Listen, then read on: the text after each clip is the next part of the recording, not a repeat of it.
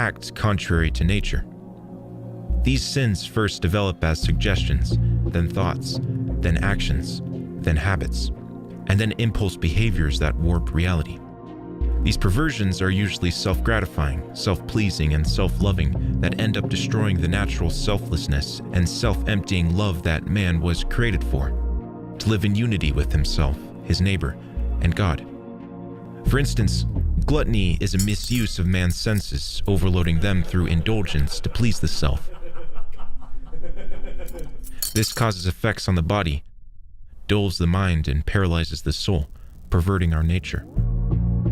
It corrupts the relationship with self by various physical ailments, corrupts the relationship with neighbor by hoarding and neglecting the poor, and because it dulls the mind and paralyzes the soul, assent and prayer becomes corrupted, affecting our relationship with God. Thus, Saint Maximus the Confessor, a 7th century monk, observed, "It is not food that is evil, but gluttony. Not the begetting of children, but unchastity. Not material things, but avarice. Not esteem, but self-esteem. This being so, it is only the misuse of things that is evil, and such misuse occurs when the intellect fails to cultivate its natural powers." While the saints and ascetics see these passions as enslavement, our, quote, advanced society defines a meaningful existence by self-gratification and feeding the passions because its aim is pleasure. To get in as much pleasure as one can before death comes to the door. The world is constantly creating stimuli to feed this goal, yet in such an evolved world, saturated with every pleasure imaginable at one's fingertips, these are more rampant now than ever. Time and time again, it has been proven that passions are not the way to freedom, but the way to enslavement, chaining us in the dark prison that the world has built around us. Therefore, in order to die to this world's death-dealing and enslaving ideology, we must turn completely against it and root out its vestiges that have done harm to our souls. The fight begins first off with a true examination of ourselves and a recognition that we are sick with the passions, even possessed by them, and need healing. This examination requires the Lord's help, for many times the passions are hidden within the more inner depths of the heart. In this examination, we identify the chief sin in our life and begin to wage war against that one passion, so that we don't burn out trying to tackle them all at once. Daily examination is needed. We must peer into ourselves and look to see what lies beneath the surface of the heart in order to identify elusive sins. We should ask ourselves the following questions to know what passions are paramount in our life and are doing the most damage. Do you lie or deceive yourself or others to cover up the passion or sin? Do you feel irritated or restless if the passion can't be fulfilled? Are you thinking about this passion throughout the day? Do you feel uneasy and shameful when you engage in the passion? Is this thing a rooted pattern that I can't or don't want to change? Once passions are identified, spiritual maladies are identified, and it takes work to cure them. Just like with any bodily disease, spiritual diseases have remedies and regimens one employs to find healing.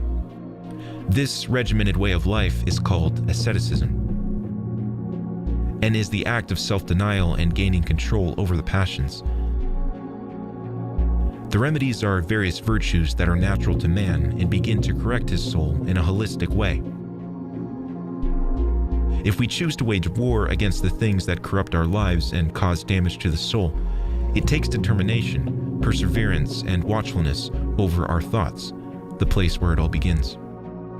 Unfortunately, our society has trained us to accept every thought whizzing about, even to the point of defining ourselves by them.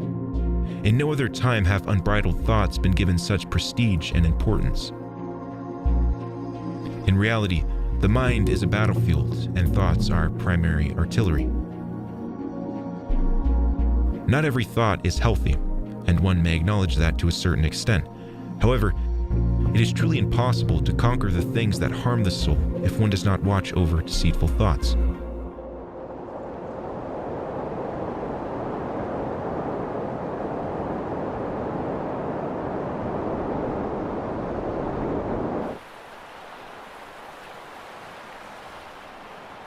Saint Joseph the Cave Dweller, a saint of modern times, reflected, "Watchfulness is unceasing attentiveness, alertness, or vigilance, whereby one keeps watch over one's inward thoughts and fantasies, so that they don't enter the heart." Thoughts that provoke passions and ignite the craving for spiritually destructive behavior ought to be treated with contempt and immediately driven out from the mind. It is driven out by these remedies: ignoring the thought, praying the Jesus Prayer, a version of which reads, "Lord Jesus Christ, Son of God, have mercy on me, a sinner," or acting in virtue contrary to the thought. When one is addicted to a certain passion, however, thoughts may ignite such a fire that it seems impossible to quench, even if one wants to. This is enslavement, but one has the power to break free. Below are the definitions of certain passions and the regimens and remedies one can use to gain this freedom. All cures have been tested through time by ascetics. However, one will also find great consolation in an experienced spiritual guide, a priest or wise layperson found in the Orthodox Church. These are the remedies of the Fathers to root out the passions that have captivated the heart.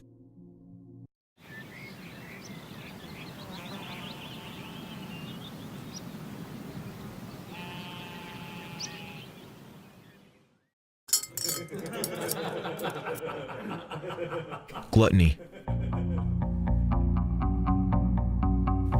A material passion that is visible and acted out through overindulgence. Gluttony can be the chief cause of many sins, as it is identified to be the principal sin of Adam in the garden.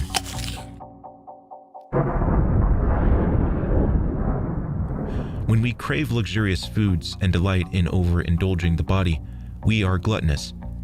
To remedy this passion, building up self-denial and temperance is paramount. John Cassian gives a simple rule: stop eating while still hungry, and do not continue until you are satisfied. The second step to go beyond just abstinence is to eat more Spartan dishes, as St. John of the Ladder calls them.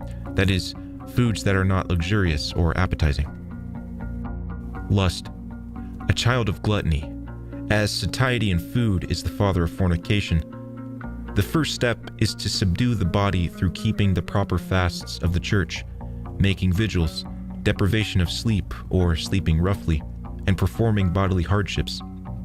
The second step is humility and watchfulness. Watchfulness is a constant sober and vigilant attitude accompanied by a close watching of the movements of one's soul. Watchfulness is inextricably linked to unceasing prayer, specifically the Jesus Prayer. When one notices an evil thought or desire tempting their soul, they must destroy it with the Jesus Prayer. We are often tempted by images, especially concerning the passion of unchastity. As Saint Hesychios explains, most of us do not realize that all evil thoughts are but images of material and worldly things. Yet if we persist in watchful prayer, this will rid our minds of all such images. Purity of heart, the necessary partner of bodily asceticism, can be attained with watchfulness, the constant destruction of evil movements in the soul by unceasing prayer to Christ, and the humility to realize that only God can give us the power to carry out these supernatural feats. Once purity of heart is attained, the passion of unchastity will be defeated. Avarice.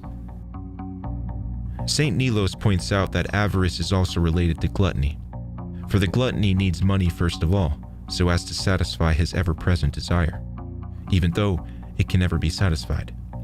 The same saint also prescribes the following treatment: let us cure the passion of avarice through voluntary poverty. This is the first step: liberality and voluntary poverty. The second step is replacing our love for material goods with the love of spiritual treasures. This second step is acquired with the help of spiritual readings and contemplations, limiting what we allow into our soul. and accumulating only those things that elevate our soul. Avarice is closely connected to anger and irritability. Anger. Anger was given to ward off evil and achieve salvation. Fallen man goes against the insensitive power's natural purpose when he directs his anger towards his neighbor. Our love of pleasure also causes us to become angry when we are abruptly deprived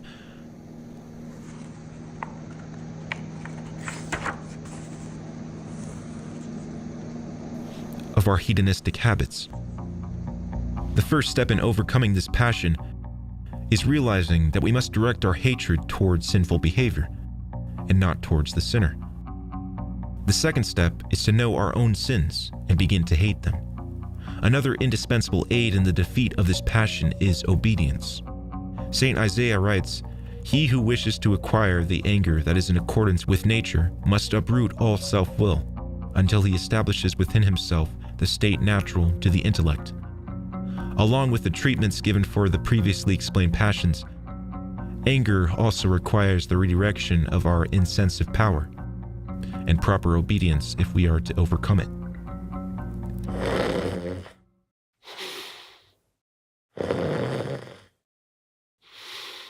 Acedia, a child of anger.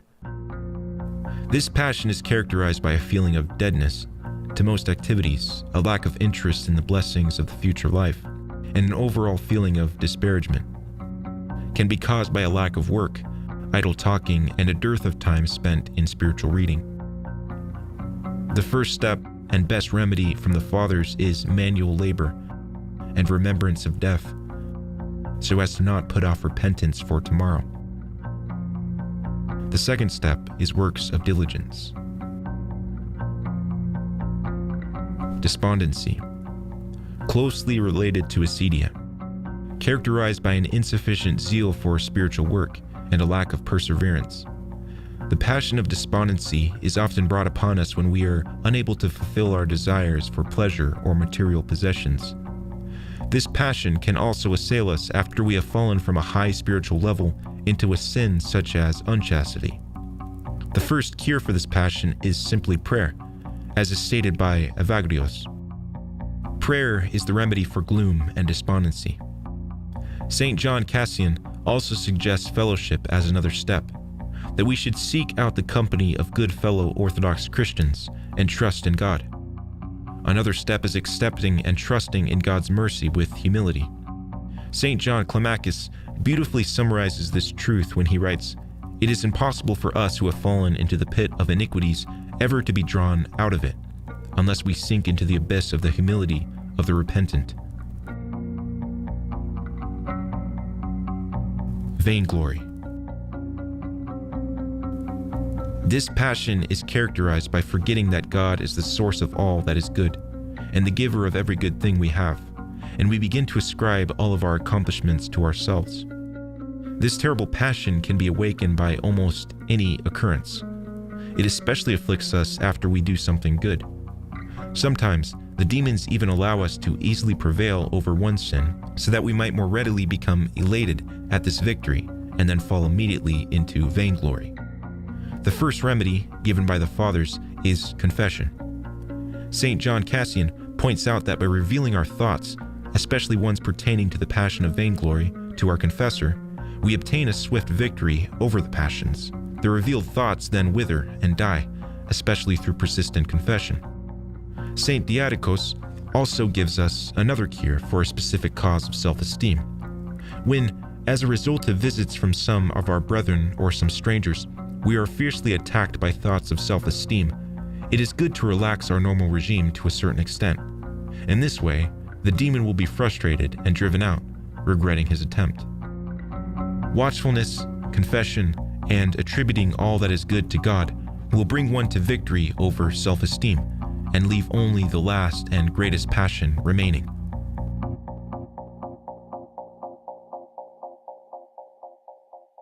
Pride.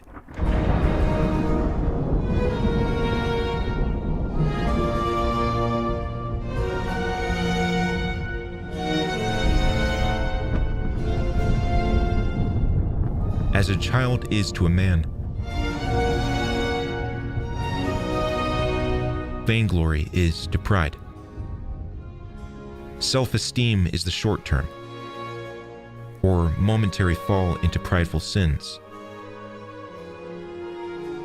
In contrast, the passion of pride is the continual, unrepentant perseverance in this particular category of sins.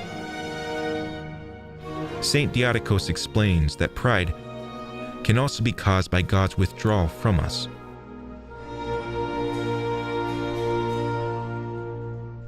Most of the treatments described above, such as confession, obedience, and watchfulness, will be of great help in defeating pride.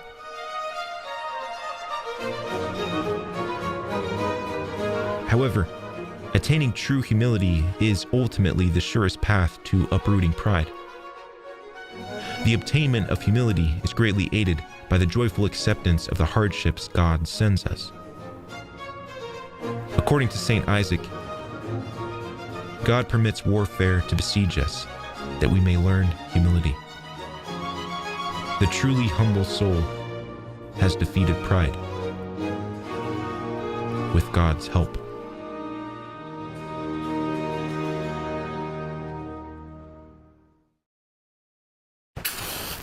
I saw the snares of the evil one spread over all the earth.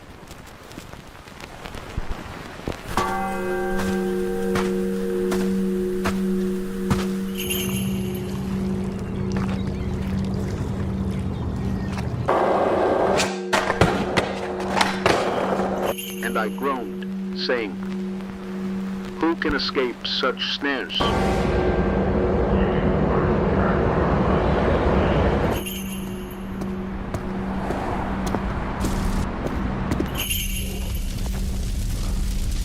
And I heard a voice saying to me,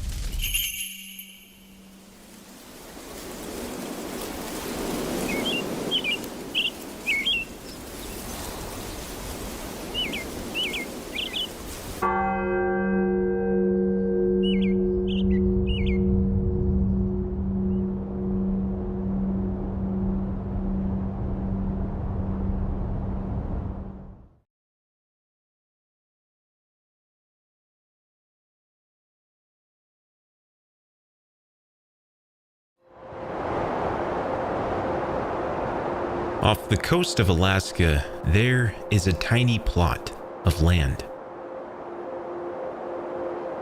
known as Spruce Island.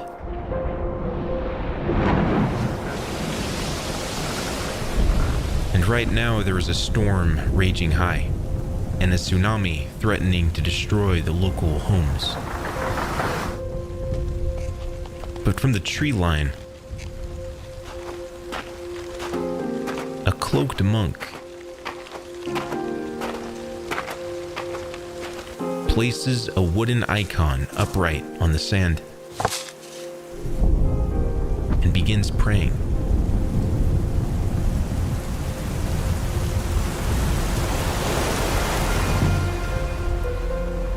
A Russian expedition lands on the northwestern coast of the Americas. Alaska is discovered. This expedition turns out to be extremely lucrative. Russian settlers begin moving here, and the Russian-American Company is established. These frontiersmen then begin expanding further into the coast of Alaska, known as the Aleutian Islands. Grigory, the founder of the Russian-American Company, sends word back home requesting that the Russian Orthodox Church send priests for the workers. 10 monks in total are chosen.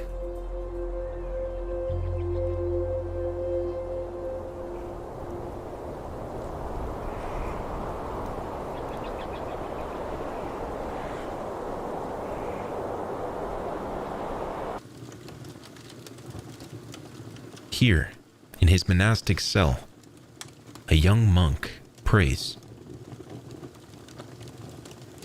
Since the age of 16, he's completely devoted his life to Christ. But a large abscess has begun to grow under his chin. It makes it difficult to swallow and even breathe at times. Death is likely inevitable. After a while, he takes a towel, wipes it on the face of the Theotokos, then covers his own wound with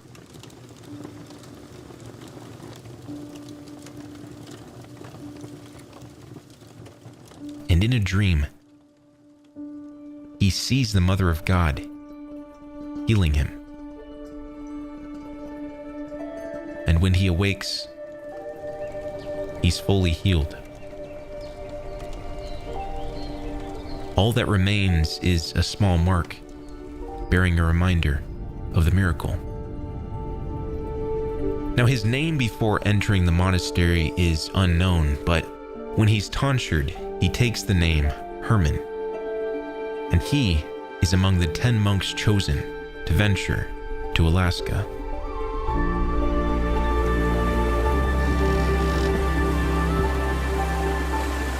Among the others are Archimandrite Joseph Bolitov, Hieromonks Juvenali, Makari, Athanasi, Hierodeacons Nectari and Stefan, and monks Joseph and Herman himself.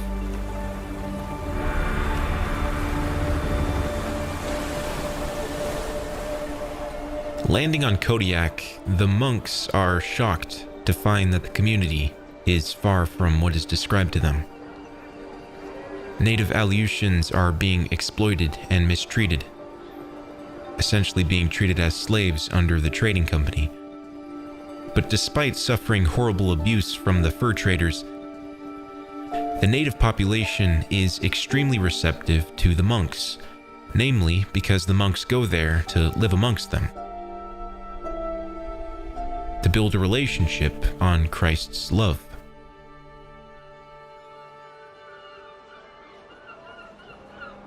Within the first year alone, over 7,000 Native Alaskans accept Orthodoxy and willingly convert. Saint Herman is especially known for speaking out against the mistreating of the natives.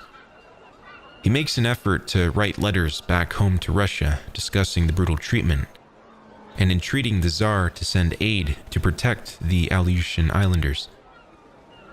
However, this, of course, creates many enemies for him among the traders. But he continues tending to the flock here, and eventually assumes the role as the head of the mission.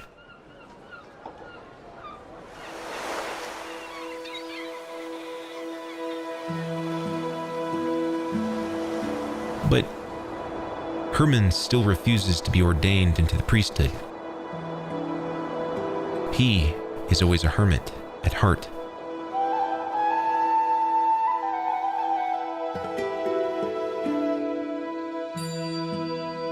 About a mile from Kodiak, there exists a small island.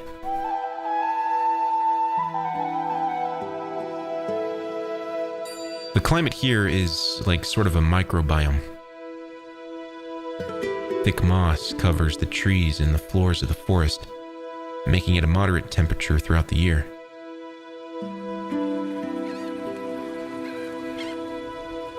This is where Saint Herman decides to take up a new home.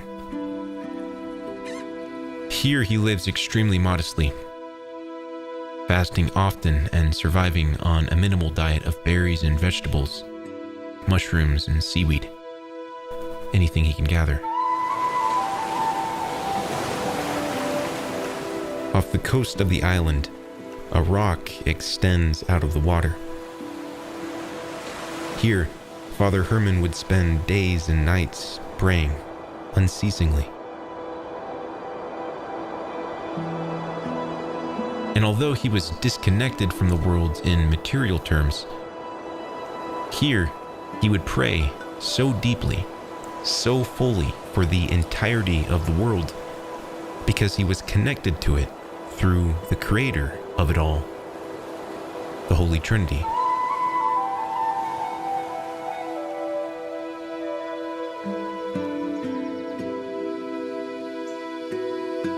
Not having any fresh water on the island, he prays and is guided to a small spring. He's described as wearing nothing but a cloak made of deerskin, even in the winter. And he fastens a heavy metal cross which he chains to his chest. Whoever wants to be my disciple must deny themselves, take up their cross, and follow me. When I came to this island and settled in this hermitage, the evil spirits approached me, ostensibly to be helpful. They came in the form of a man and in the form of animals. I suffered much from them, from various afflictions and temptations. I am not alone. God is here, as God is everywhere. And the angels too. There's no better company.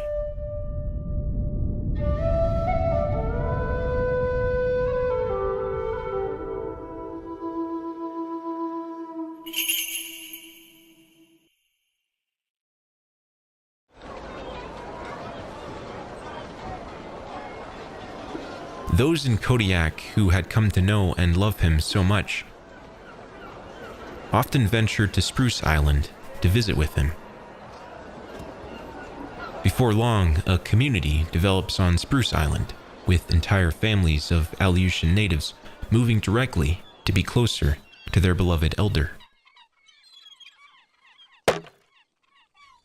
Among these are young men who, like Herman, also wish to die to the world and grow closer to Christ. One of these disciples relates how, on one cold winter night, as they were gathering wood, he looks over and sees the saint, barefoot, carrying a log that was barely possible for 4 men to carry.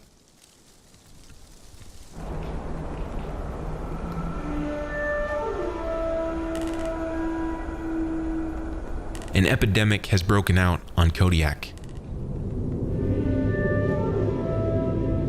Fur traders and settlers have brought it over, and it spreads incredibly quickly among the native population.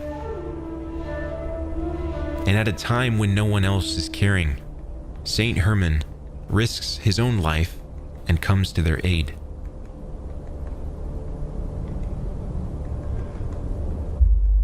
I saw mothers whose bodies cold in death crawled a hungry child, crying and searching in vain for its food. My heart was bursting with compassion. It seemed that if anyone can paint with a worthy brush the full horror of this tragic scene, it would successfully arouse fear of death in the most embittered heart. For over a month, he works day and night, and when it finally comes to an end, he brings the many orphan children back to Spruce Island.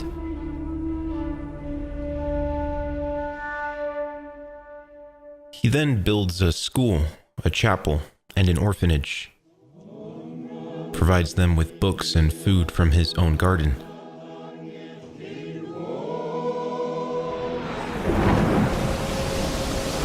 But now, there's a tsunami on the way.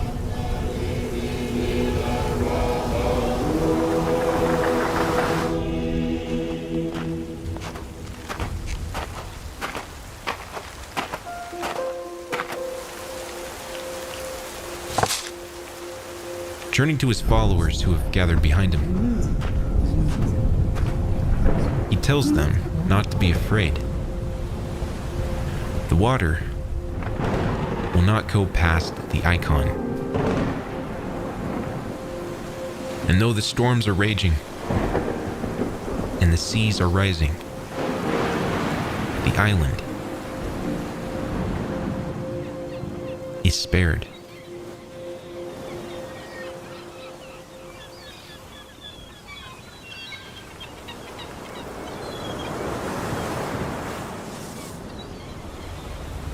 At one point, the elder was invited aboard a frigate which came from St. Petersburg.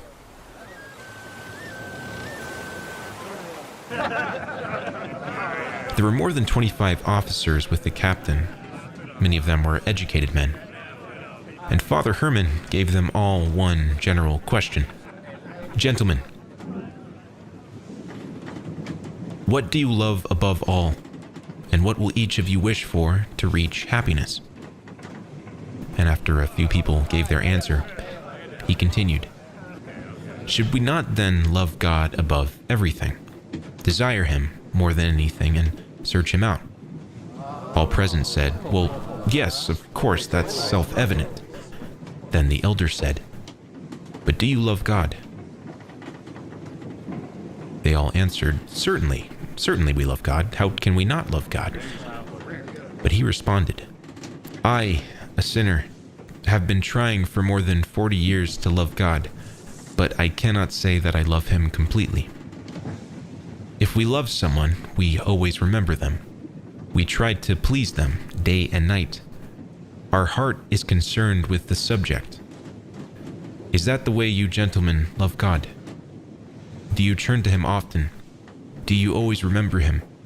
Do you always pray to him and fulfill his holy commandments? They had to admit that they didn't. For our own good and for our own fortune, then, let us at least promise ourselves that from this very day, from this very hour, from this very minute, let us love God above all and fulfill his holy will.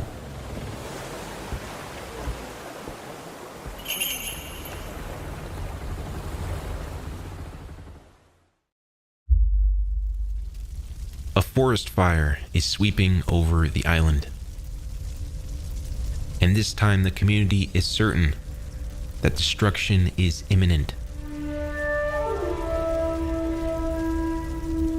He takes several of the followers into the forest and instructs them to create a line about 2 feet thick of overturned moss between them and the fire.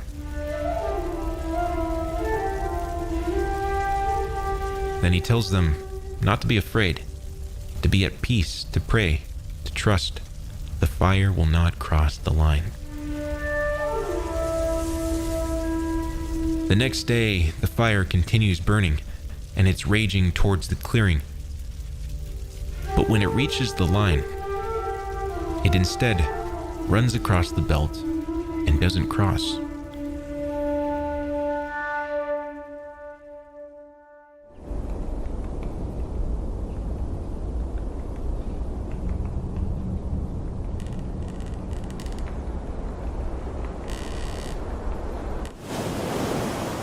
He spends the rest of his days practicing his modest lifestyle and teaching the children of the orphanage. But as his earthly sojourn draws to an end, he makes a prophecy to his followers about what would happen upon his death. He tells them that there will be no priest present to bury him, and so they'd have to bury him themselves.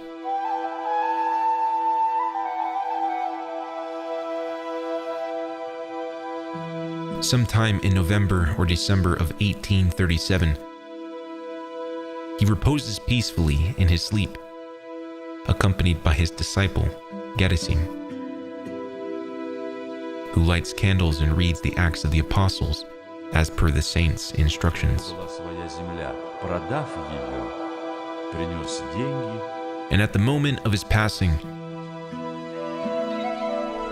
the community witnesses a pillar of light rising into the sky.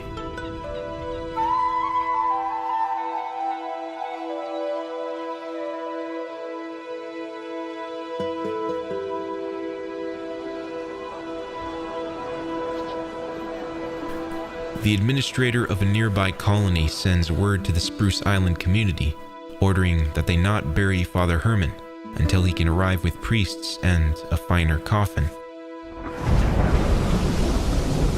However, when they begin to make the journey to the island, a wild storm erupts and stops them from stepping foot.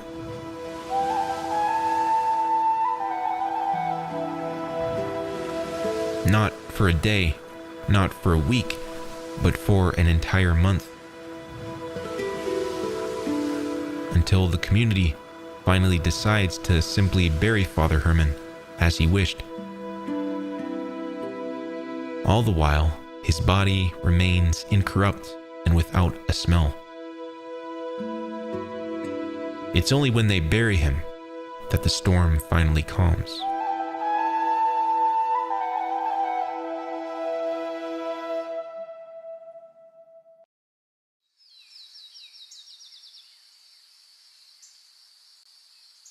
Before his passing, he also made 2 other prophecies.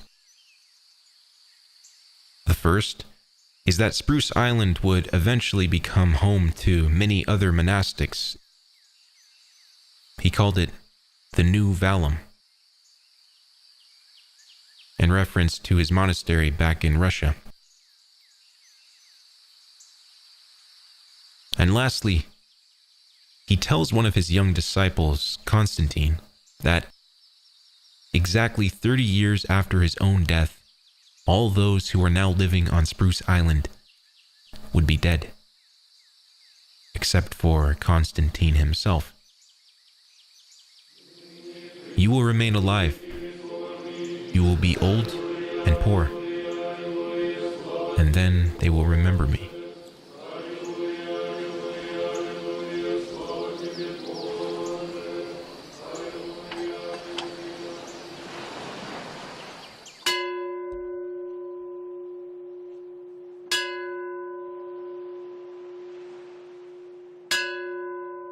Exactly 30 years after his death, Bishop Peter of Alaska begins an investigation into Father Herman's life, which was largely lost to history.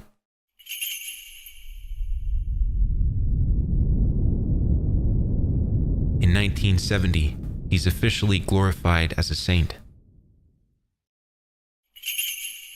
In 1983, the Saint Archangel Michael Skeet is built, located only 3 miles from his original cell.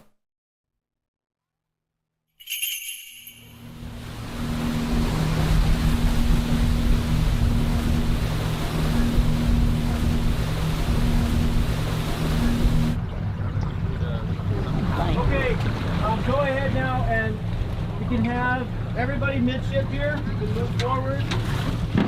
From the 70s to current day, every year, Orthodox Christians and inquirers make their pilgrimage to Spruce Island.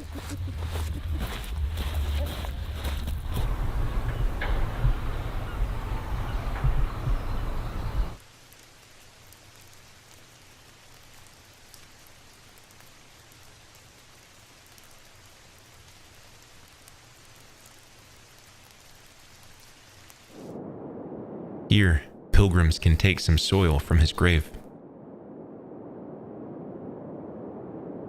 and holy water from the spring.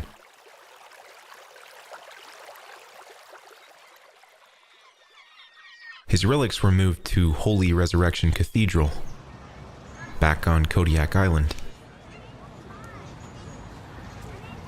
reminding us by his own words that from this very day, from this very hour, and from this very minute, let us love God above all. O blessed Father Herman of Alaska, North Star of Christ's holy church, the light of your holy life and great deeds, guide souls to follow the Orthodox way. Together we lift high the holy cross you planted firmly in America. Let all behold and glorify Jesus Christ, singing his holy resurrection.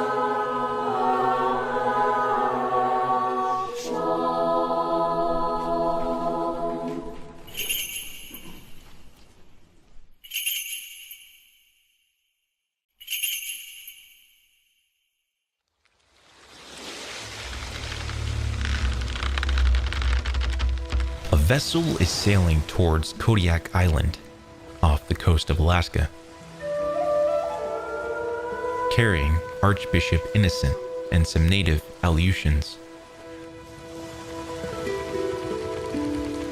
While sailing through the Aleutian Islands, the weather becomes so dangerous that the ship cannot land safely at their destination. And through the waves and the clouds, Archbishop Innocent looks towards Spruce Island. He yells, Father Herman, if you have found favor in God's presence, then may the winds change.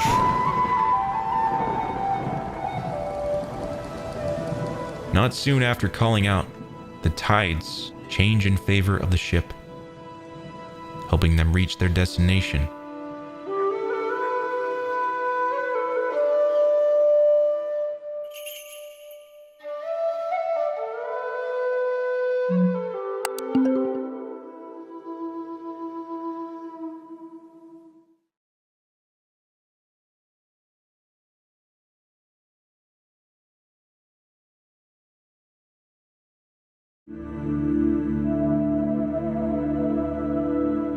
London, Europe's biggest, busiest city. At night, buildings and streets are lit up for workers and revelers. And yet, there is one place that offers some sanctuary from the bustle and bright lights: Richmond Park. Until morning, it's the darkest and quietest place in the capital. This magical space provides peace and tranquility for millions of Londoners. But it's also a home to thousands of wildlife species.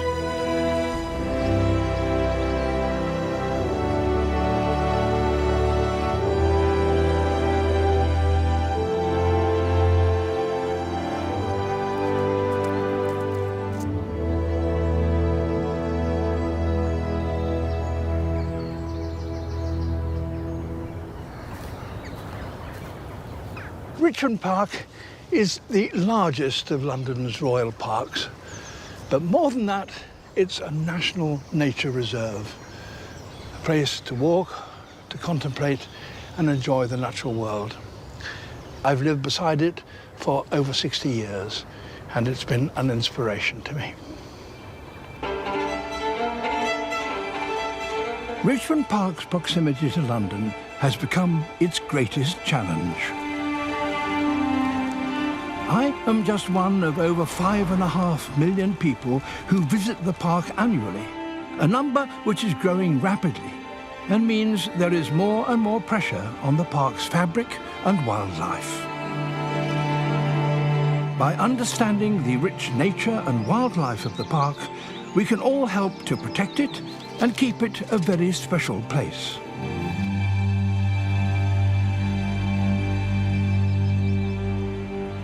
Richmond Park has many woods and spinneys, and visitors come to enjoy them and see the ancient trees. The park has over 1,400 ancient or veteran trees, mostly oaks, up to 800 years old. This magnificent old oak tree was already centuries old when King Charles I established the area we now know as Richmond Park as his hunting park in the first half of the 17th century. Oak trees like that, like the park itself, are home to hundreds of different species of animals and plants. The older the tree, the greater the range of wildlife living there. And in springtime, the trees are filled with activity. Birds, mammals, insects, and fungi, lichen and spiders can all be found in and around Richmond's great trees.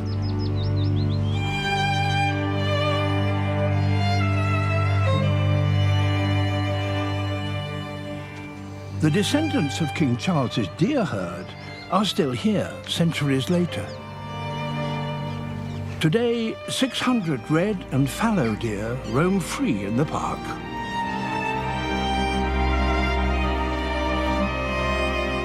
They have a profound impact on the whole of the park's ecology, including the oak trees. The deer reach up to eat the leaves on low-hanging branches of the oaks, giving them the characteristic browse line about 6 feet above the ground.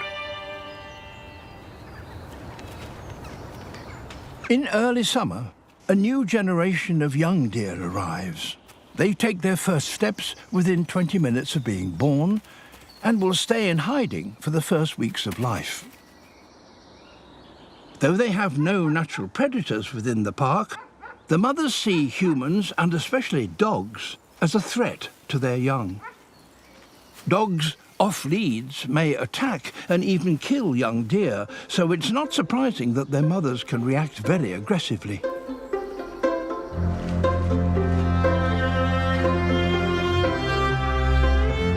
Oak and other trees give food to the foraging deer and are also vital to hundreds of other species that depend on them and live amongst them.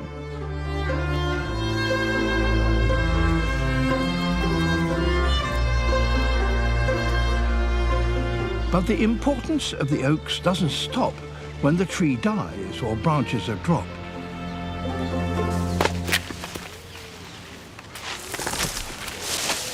Decaying wood is a fundamental habitat and a source of food for many small animals, especially beetles. The biggest beetle in the park is this wonderful creature, a stag beetle.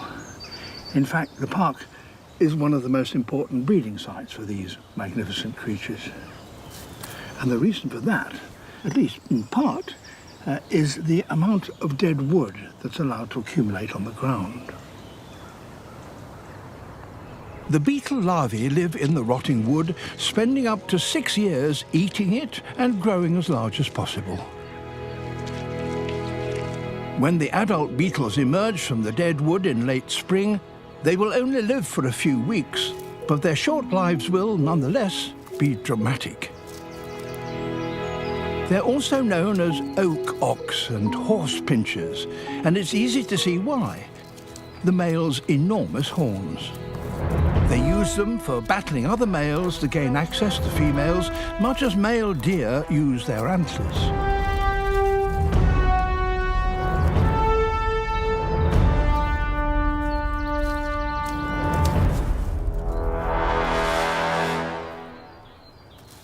After mating, the females lay their eggs in the rotting wood, carrying on the cycle.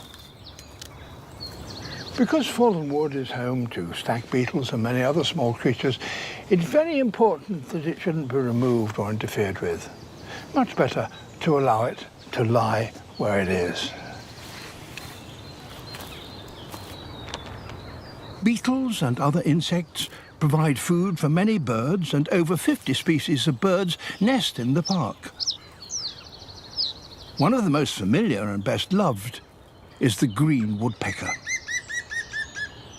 Green woodpeckers raise up to 7 chicks, and the parents need to forage all day to find enough to eat for all the family. Unlike other woodpeckers, greens only occasionally peck trees in search of food. They usually feed on the ground and are specialists in one particular insect that is abundant in the park: yellow meadow ants. Each woodpecker can eat around 2,000 ants every day, more if they have a large brood of young to feed. These ants build distinctive mounds in the open grassland to cover their nests and absorb heat from the sun, which helps to incubate the developing eggs underground. The mounds are delicate and easily damaged by people stepping or jumping on them.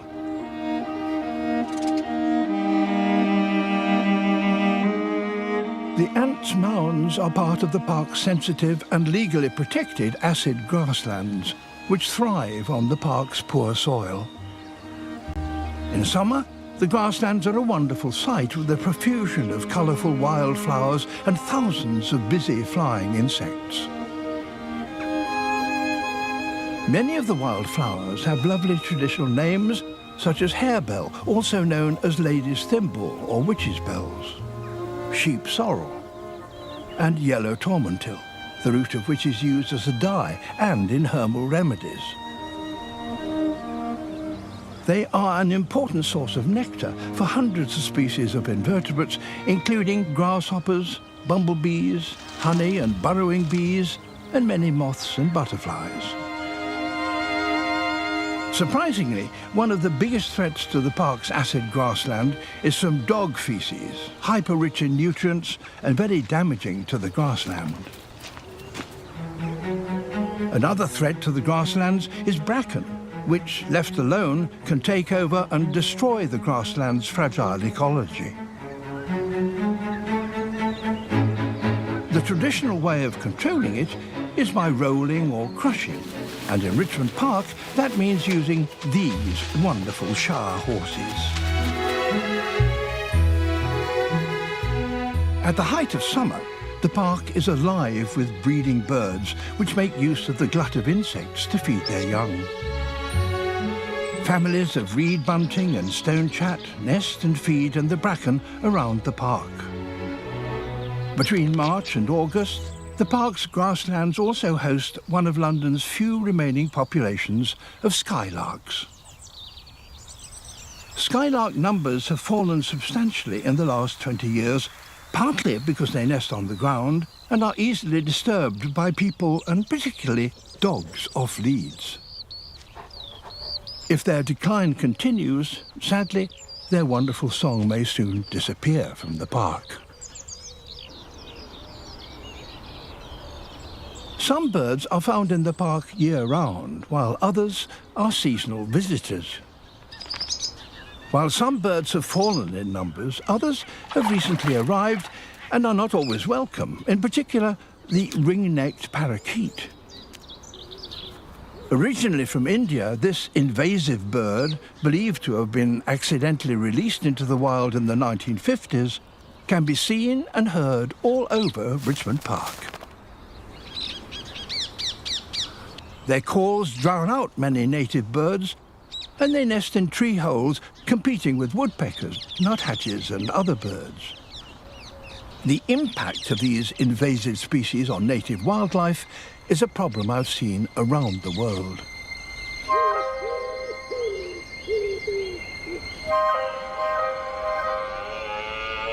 When people leave the park and the gates are closed at the end of the day, the park becomes especially important for nocturnal creatures. Bats emerge to forage on insects by moonlight. The park is an exceptional site for bats, and it's home to over half of the UK's species, including pipistrelle, brown long-eared, and the rare and wonderfully named Natterer's bat. Most bats require darkness no brighter than a full moon, and bats that hunt using echolocation need a quiet environment to be able to listen out for their prey. With increasing urbanization and development near the park, light pollution and noise are growing problems for nocturnal wildlife. Moths, toads, bats and owls are all badly affected by increases in artificial lighting and noise. At night, the twit-too of the tawny owl may be heard in the park, but it's rarely seen. In contrast, the charismatic little owl is often seen foraging at dusk.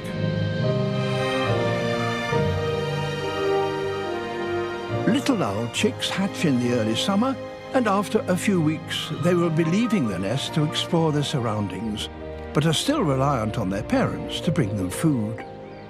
Unlike most owls, little owls are also seen in the daytime, and as dawn breaks in summer, there are hungry mouths to feed. Foraging goes on well after the park's gates reopen in the morning.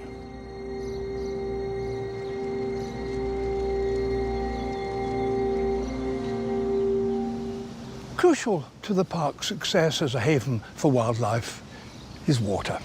Without water, there can be no life. An oak tree consumes about 200 gallons of it a day. Deer come to the ponds to drink and relax.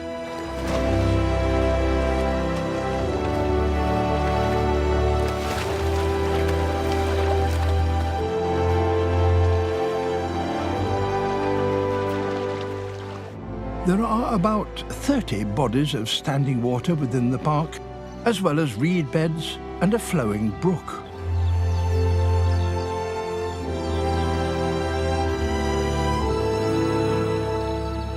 Reed beds allow protection for waterfowl to safely rear chicks. A pair of great crested grebes will often be seen raising their brood in the early summer months.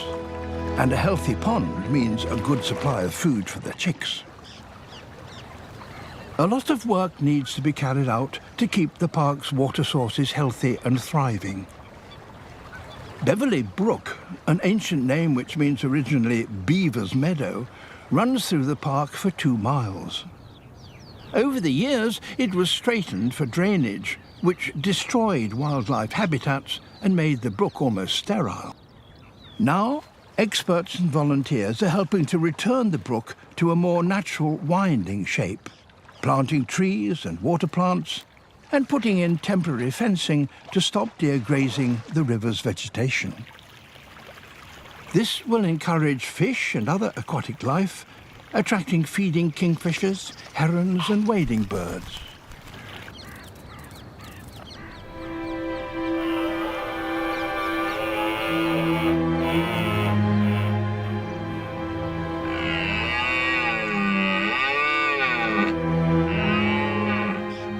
The deer grow new antlers every year, and in autumn the males come together for the annual rut.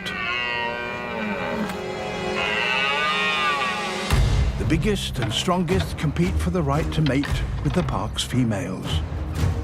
It's astonishing to see one of the UK's greatest natural spectacles so close to the centre of its capital. But so many people want to watch or photograph the rut that it disturbs the deer. Sometimes rutting deer can attack people or dogs that get too close, especially when dogs are running off leads.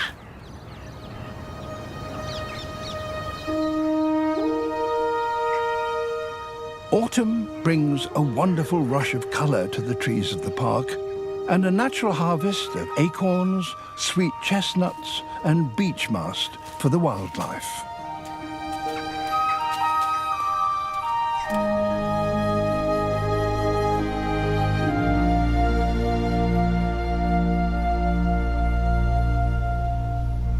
Oak trees have been standing here for centuries, but even after 700 years, they are still producing acorns. And acorns, of course, are a very important food for many different creatures. Jays, woodpeckers, squirrels, mice, and of course deer.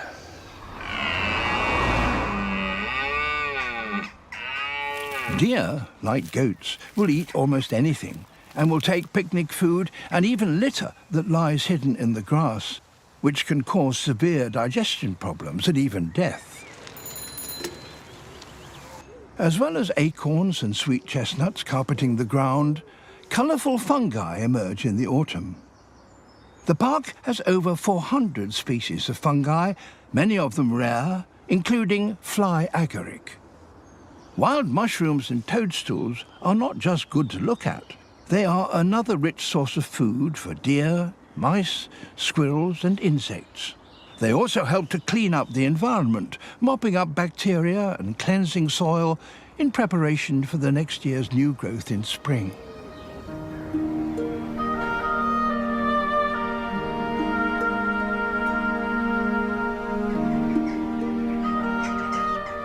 Richmond Park is Londoners' own special national nature reserve, but it belongs to everybody. And visitors have been coming here for centuries from all over the country and indeed beyond. But now it's receiving some 5.5 million visitors a year, and steps have to be taken to protect it. If we leave nothing behind and take nothing away, if we in fact tread lightly, Richmond Park will remain a paradise for us and our children and our grandchildren to enjoy for many centuries to come.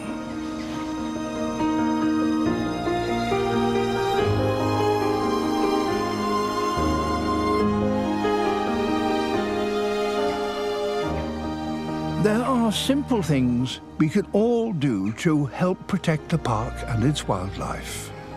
Wildflowers, trees, nuts, acorn and fungi are all essential food sources for birds, bees and deer. Fallen wood is home to many insects. Please leave it where it is. Take home or clean up anything not naturally found in the park. Clear up after your dog. Take home your litter, or put it in the bins provided so deer don't eat it. Give deer plenty of room, especially during birthing and the rut. Keep your dog on a lead in sensitive areas and near animals. If you're on foot, stay on established paths and away from the anthills. If you're on a bike, stay to the roads and bike trail. And please don't light a fire or barbecue. Whether your visit to Richmond Park is once in a lifetime or every day, enjoy it and be inspired by its history, beauty and wildlife. Please love it as I do, and remember to tread lightly in Richmond Park.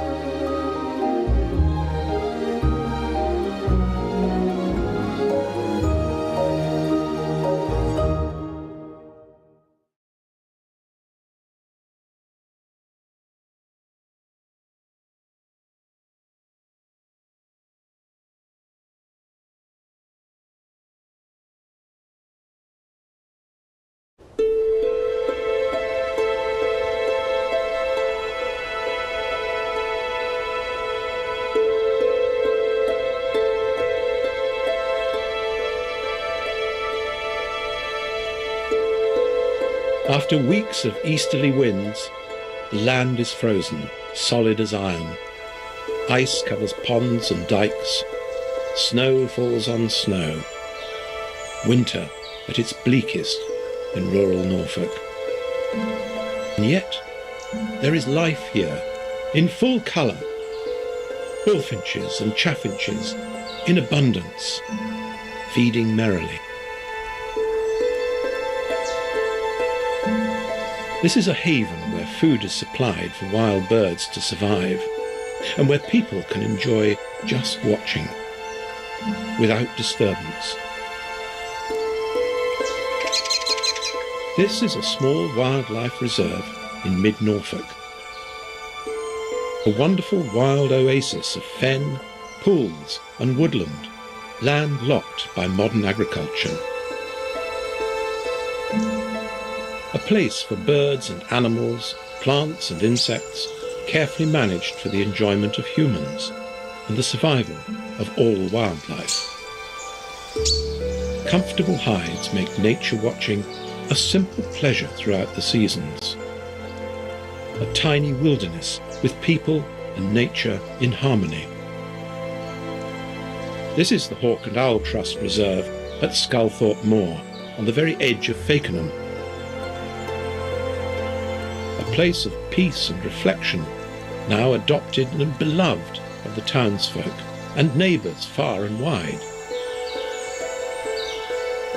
Within its 50 acres is a real diversity of habitats, once so common throughout the countryside, and the whole area cunningly made accessible with a system of walkways.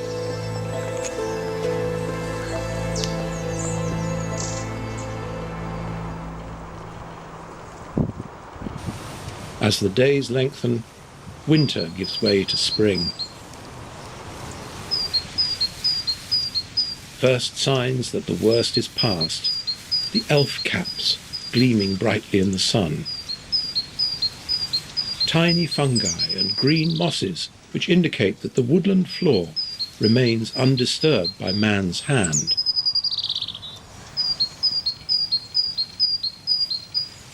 A quiet place to see creatures normally too nervous to allow human approach. A woodcock skulking, perhaps on migration north to the Russian forests. And as they watch, a muntjac doe tiptoes past.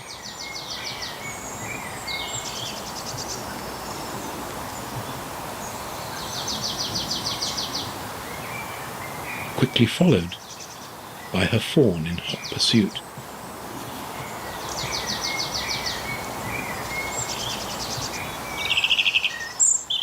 Spring is coming. As dawn comes ever earlier and the sun warms, so all plants respond.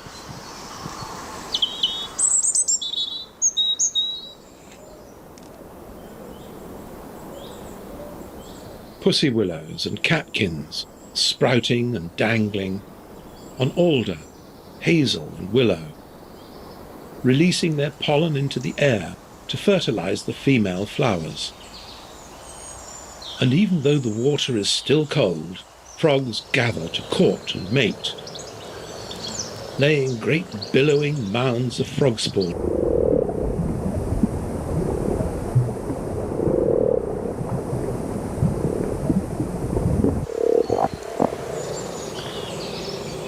In the banks of the dikes, the most charming of the resident mammals can be seen, but only if you're really patient. For the fat little water vole is highly sensitive to the threat of a hungry predator. Given enough time, a watcher's patience is always rewarded.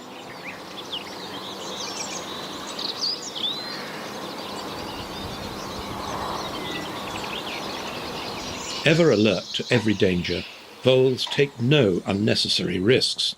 If in doubt, it's always prudent to simply disappear.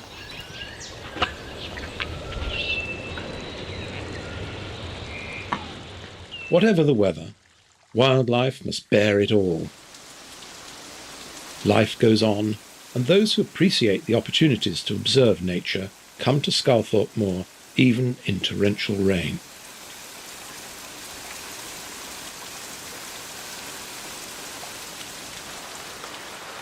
The largest resident birds on the reserve are the mute swans. Highly territorial, they guard their patch against all invaders. Each spring, this pair builds a new nest in the reeds beside the river.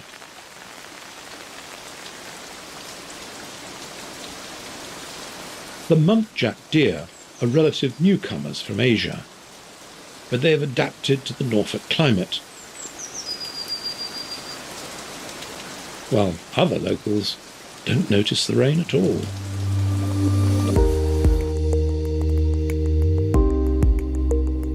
The result of the torrential rain is flooding across the fen. From above, you can see how close this wonderfully wild place is to the town of Fakenham. Like a green lung. Little wonder it's become so popular.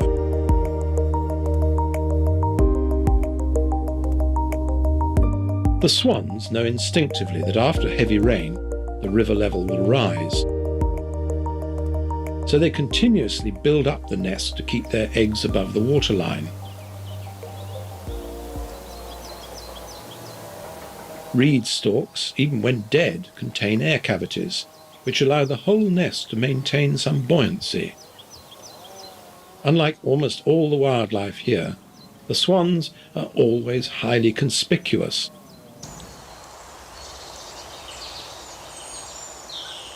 But not all wildlife is so obviously seen from the boardwalks. The wardens keep some secrets to themselves. In a tiny scrape in the leaf litter, 3 cryptically mottled eggs of one of the most curious and secretive visitors, the woodcock.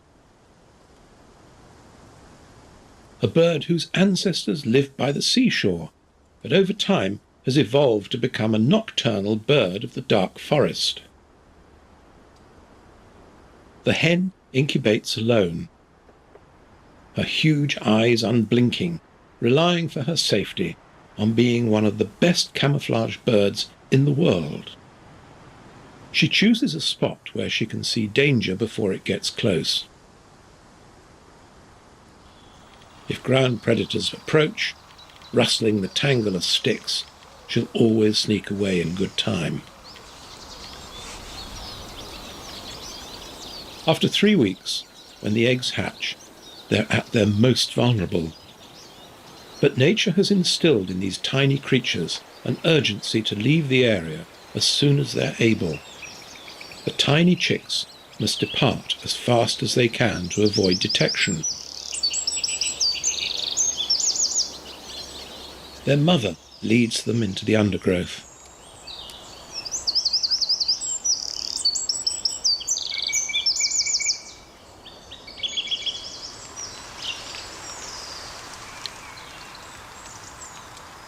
It matters not if the wren's ditty of rejoicing for their existence might locate the nest site, for there is nothing left to harm.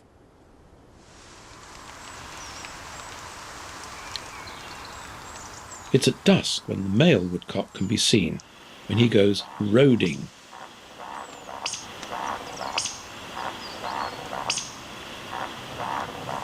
Circling his territorial boundary, usually the woodland edge, his display is most curious. On each slow wing flap, he grunts, and on the upbeat, he whistles.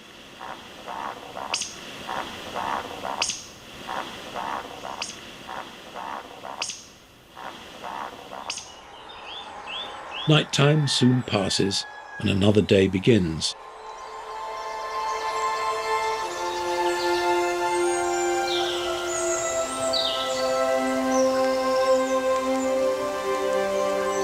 Before the sun is above the horizon, a special early party arrives to listen and learn about the birdsong at the dawn chorus. They are led by the ever-enthusiastic Nick Atchison. People want to get out early, but in fact, it's not till the sun hits that things really explode. This time of year in Britain, it starts at 4.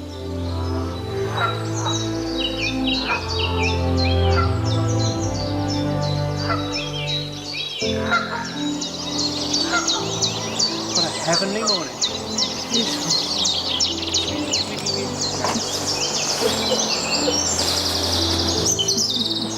Isn't that just the most delicious sound? It sort of wraps you up in it. It's fabulous.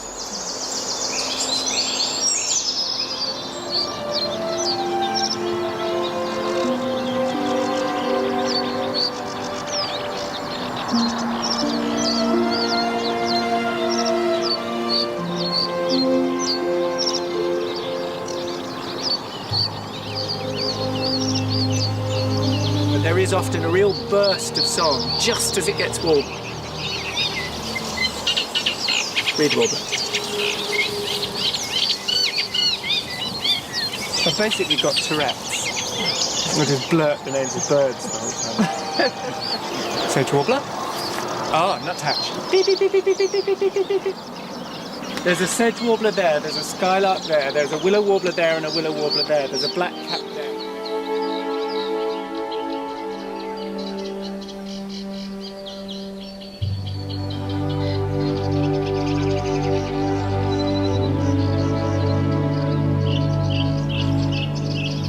There are wrens everywhere, so I think between us, confidently, I think we'll manage wren.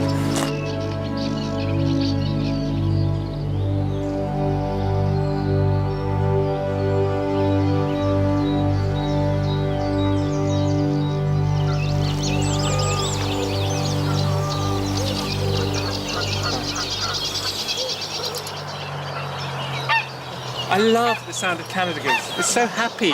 Oh! Oh! But nothing like greylag. Sedge warbler.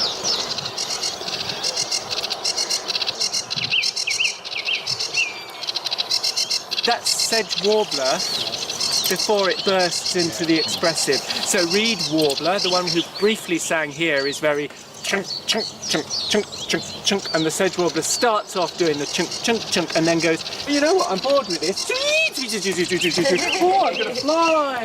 And the sedge warbler goes off on this fabulous jazz freestyle and does a song flight and is much more here, singing here.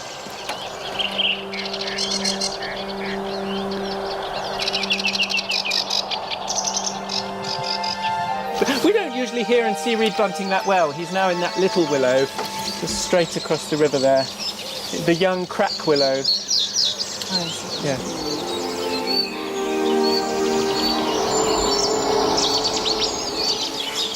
Chetty's warbler. Plink, plinkety plink, plink, plink, plink, plink. You have to do the head.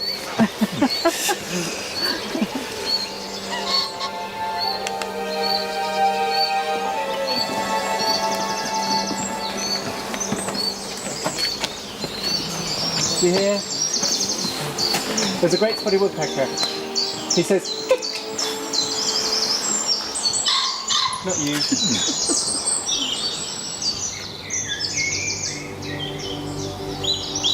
Robin.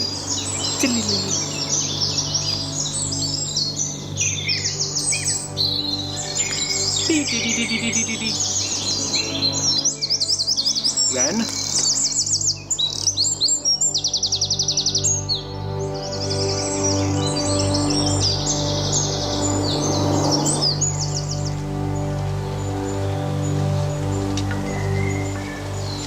Without a guide, many walk without seeing the very creatures which are watching them. Inside this rotten tree stump, a tawny owl has her nest. Mother and her single owlet peek out, quite unconcerned by visitors, so long as they keep moving on. Great tits nest in every available hole in any tree, proving the importance of allowing dead wood to decay naturally. The house-proud parents ensure their nursery remains clean to avoid the odours which might otherwise attract hungry predators. Nearby, a tree creeper, another bird that doesn't like a tidy wood, for she needs loose bark for her nesting cavity. And there she feeds her babies on spiders.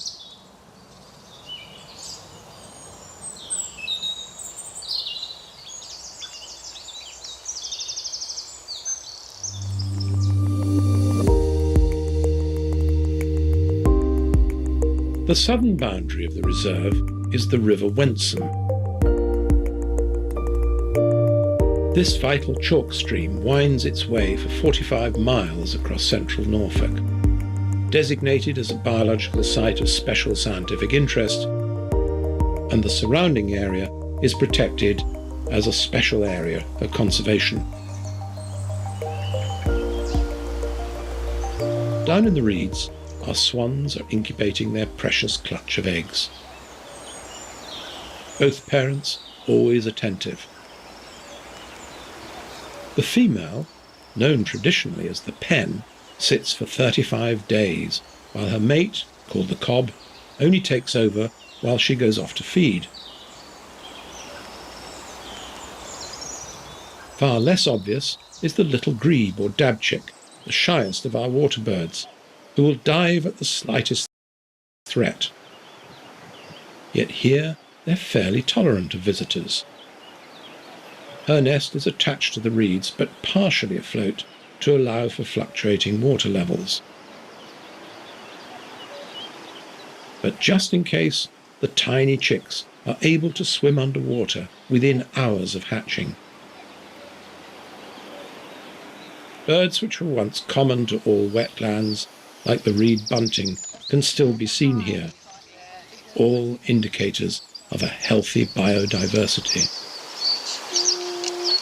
I think 3, 4, and 5. At last, their great moment has arrived. First of their eggs has hatched. During the day, all 5 little cygnets will emerge. Like all parents, these are proud and relieved. Emotions common to all creatures, ourselves included, These are no ugly ducklings, but perfectly beautiful babies. On a hot spring day, what would be better than a dip? Moorhens might dance for joy, but their behaviour as parents is often mystifying.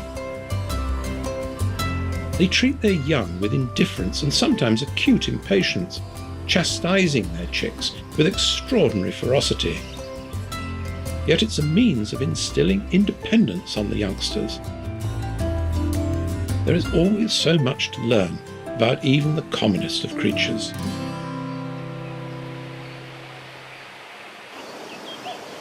Sculthorpe Moor was first thought up in 2001, since when it's increased its biodiversity manyfold. Signs of a healthy ecology are everywhere.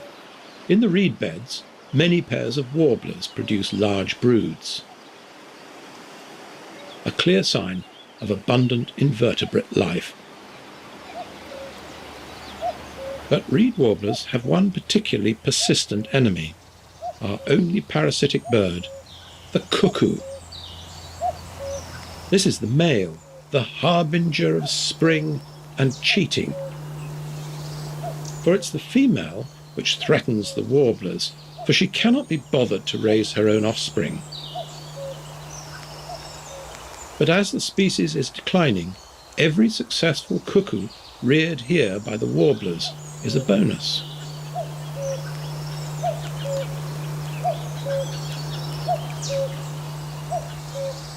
The hole nesters are safe from cuckoos, but welcome a helping hand to create more suitable nesting places than nature may have provided, and sometimes with unexpected results.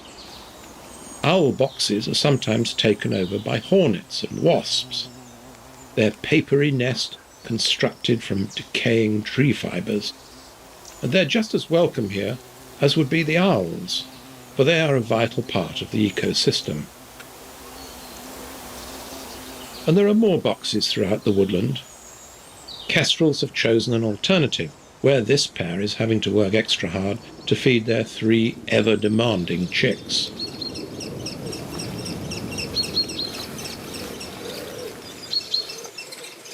As this is a hawk and owl trust reserve, the top predators of the bird world are especially welcome.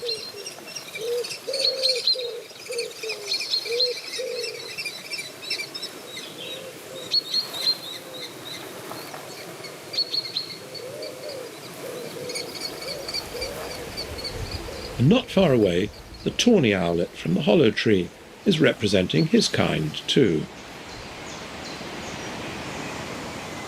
By filling the woods with artificial nesting boxes of all shapes and sizes, more species are attracted to the reserve at breeding time.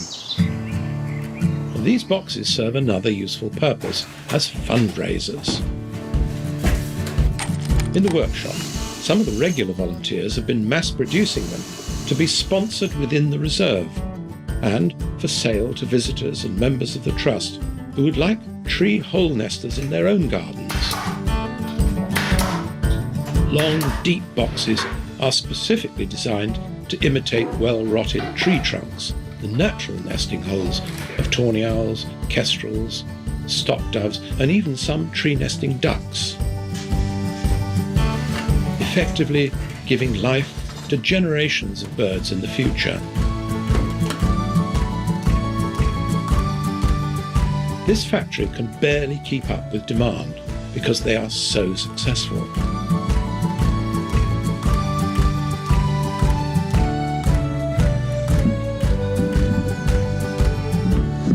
The place could not be managed without a small army of willing volunteers. The very first two, Eric and Derek, built and maintain the boardwalks, which allow easy access to view the boggiest areas, on foot and by wheelchair.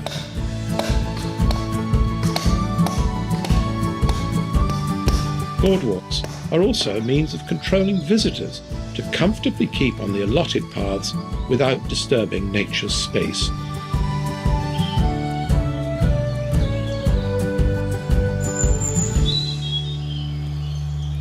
As summer progresses, wildflowers can each be seen in season. Red campions, Queen Anne's lace, and cowslips, and glorious yellow flags.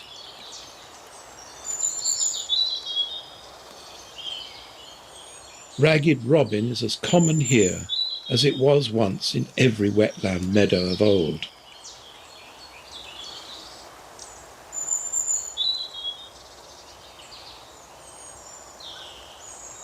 On the Wide Ride, a new addition to the checklist of species. A tiny harvest mouse released on the edge of the reeds. Close up, they are unmistakable.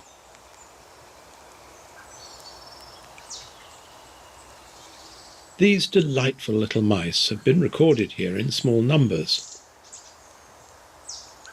By releasing captive bred mice, they aim to boost the wild population. Harvest mice are mainly nocturnal and seldom seen as they move through dense vegetation. Their prehensile tails allow them to scamper up and down reed stalks like miniature monkeys. Once hidden in the thicker parts of the reed bed, they vanish, but quickly adapt to survive as truly wild animals. The wide rideway which divides the wood is strictly off-limits to visitors during the breeding season, but today is special. Wildlife cameraman Martin Hayward Smith arrives with his wheelbarrow full of camera kit. He's the only person allowed to leave the boardwalks, but this time for a special engagement with one of the wildest inhabitants of the whole reserve. Martin has constructed a tower to the treetops. The hide in the canopy will be his room with a view for the coming weeks. A few yards away, a huge nest.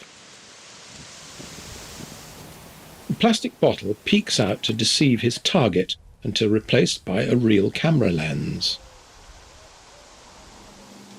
The nest in the nearby alder is a sparrowhawk's.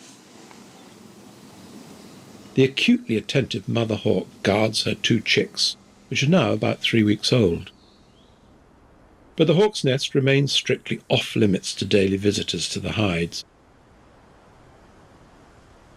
Nevertheless, every day there is something good to see and to photograph, and today it's the kingfisher perched close by.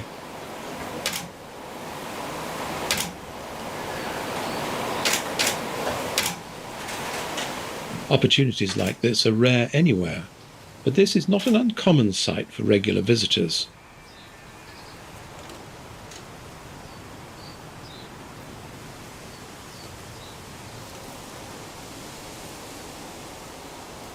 Here you can not only see kingfishers sitting unconcernedly on a perch, but even witness fishing.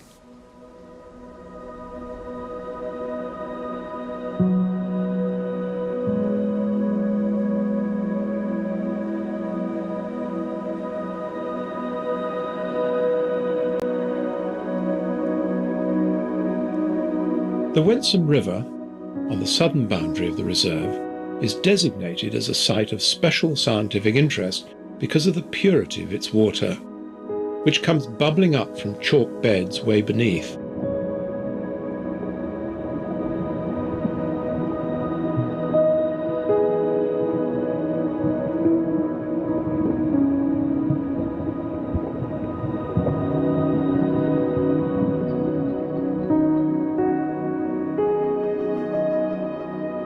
Along with brown trout, other freshwater coarse species like roach, rudd and dace all thrive here.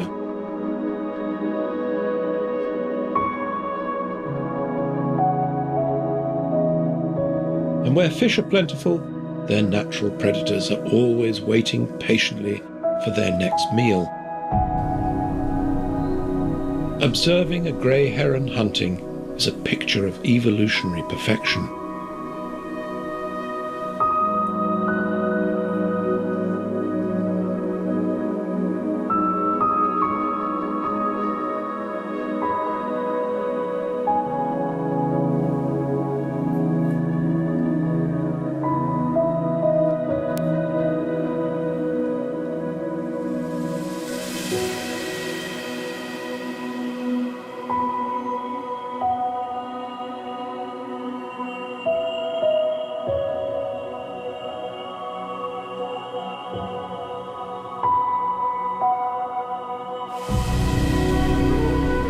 Even the swiftest fish has little chance against a hungry heron.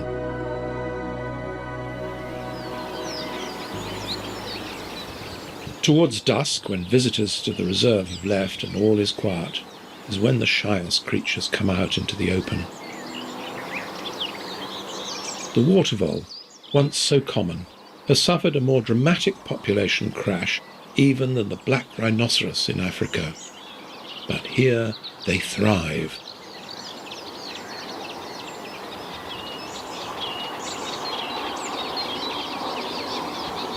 When nobody's about, wildlife carries on. The only person here today is filming the sparrowhawk family at home. The 2 chicks are growing well on a diet of small birds, mostly caught within the reserve. Martin has filmed wildlife across the world, but never tires of the excitement of young sparrowhawks.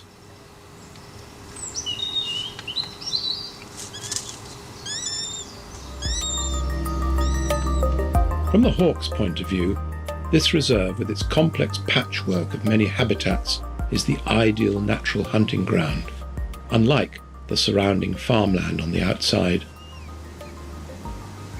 Yet, despite there being plenty of food available, Martin suspected that the smaller bird was not progressing as well as his big sister, despite Mother's best effort at providing fresh food. Something wasn't quite right. A little later, a summer storm was forecast. As long as the youngsters cling on tight when practicing how to fly, then normally there's nothing to worry about. Down below, at ground level, another predator is going about his business. Seldom seen for more than a fleeting glimpse. It's the black tip to his tail, which identifies this as one of the most ferocious of all small mammals. A stoat. Size for size, more powerful than a tiger. Able to bring down prey 5 times his own weight. Yet mostly, he feeds on mice and voles and little birds. Such nervous and alert creatures are best seen from within one of the many hides. In the weeks and months after midsummer, wildlife is on the move. A red kite passes overhead, surveying the land below for a suitable nesting site next year. For the kite, along with all avian raptors, modern farmland is an inhospitable place to live. The contrast between wheat fields and woodland is only too obvious.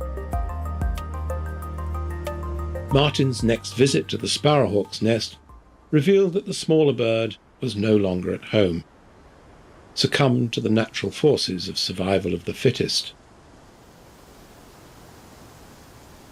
And certainly the young female is looking healthy and strong, with only a few traces of her downy feathers still to be seen.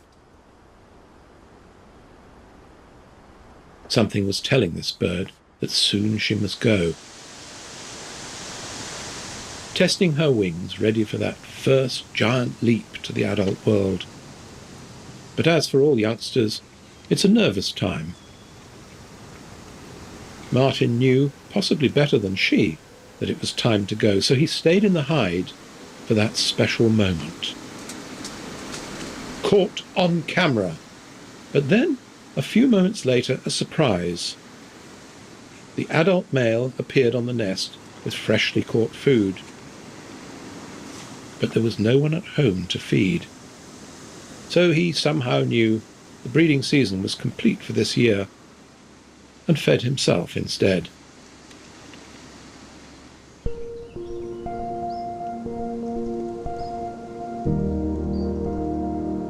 Down in the reeds, another empty nest. The mute swan's home was abandoned after nearly 3 months of use. It would soon rot down and return to the natural cycle.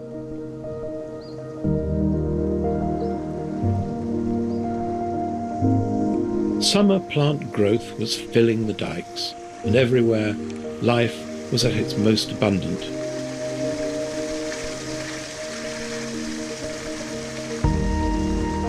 Dragonflies, damsels and demoiselles making the most of the late summer warmth.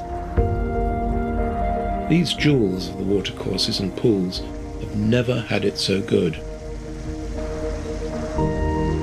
Some 25 species to be recorded just on this reserve alone, and no doubt more will come in time.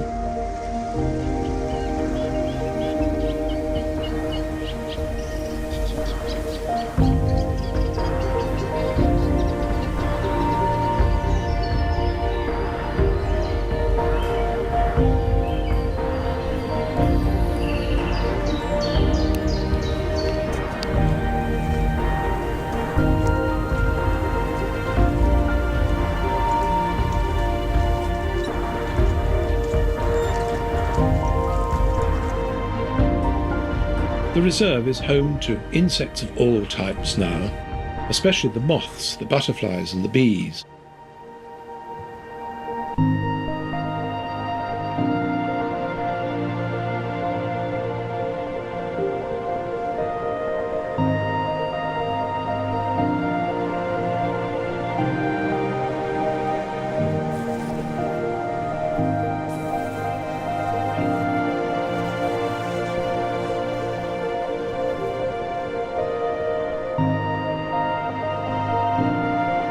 But Sculthorpe Moor is not just for us now, but also for future generations to enjoy nature's magic.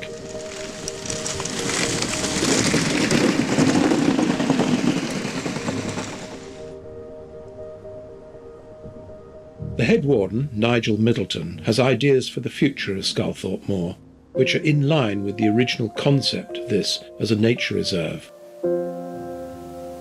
When the wildlife conservation filmmaker, the late David Cobham, first proposed protecting this place and its wildlife, he appointed Nigel as chief warden to develop the site.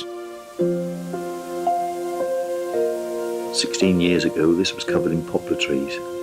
It wasn't an open landscape like this.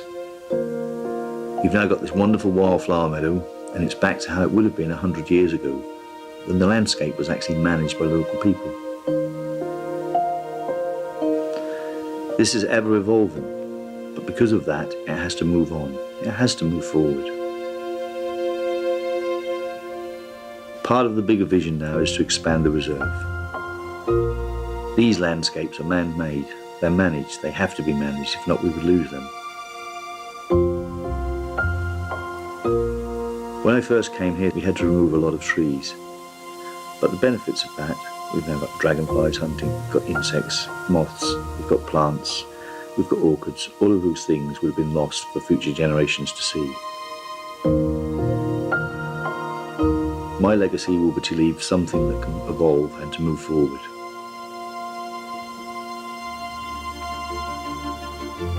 A lot of people will think, why am I taking this landscape and actually taking trees out? Why am I changing it?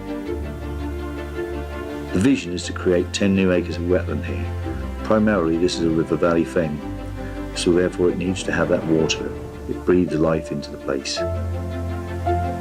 This will become an area of open water and wetland, and by creating this new open wetland, it's going to be attractive to not just plants and vertebrates. There will be birds, there will be mammals, there will be places for otters, kingfishers and dragonflies to hunt.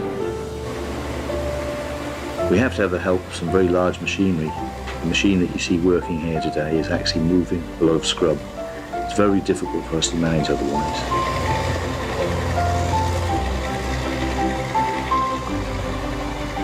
We have been very lucky that we've had the support at the moment from the Heritage and Lottery Fund, and they will hopefully come on board and make this vision a reality.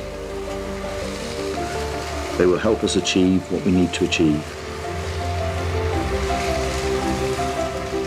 But we have to do our part as well.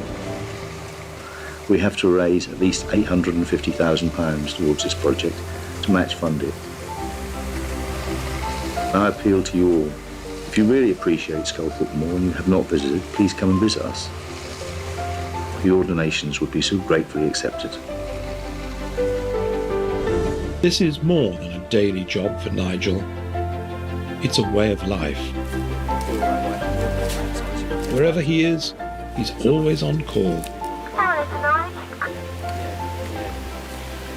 Yeah, go ahead. Down on the How many acres is there in here? It's 10 acres. 10 acres, yeah. There was a lot of there was 600 poplars in there, would you go? Were there really? Yeah. Were there? Oh.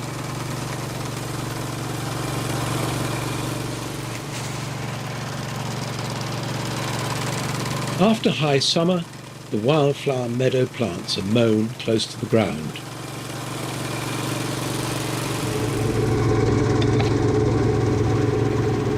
The hay is sun and air dried traditionally, then baled up to be sold as fodder for horses and goats.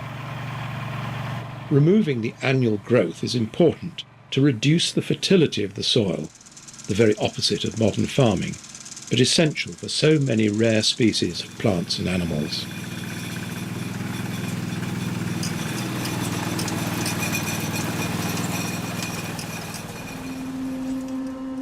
And so late summer begins to show signs of autumn.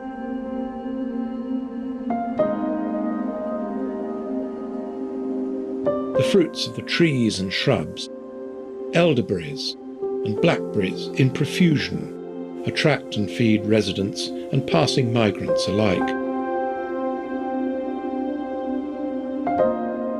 Female blackcaps feast themselves on the elderberries.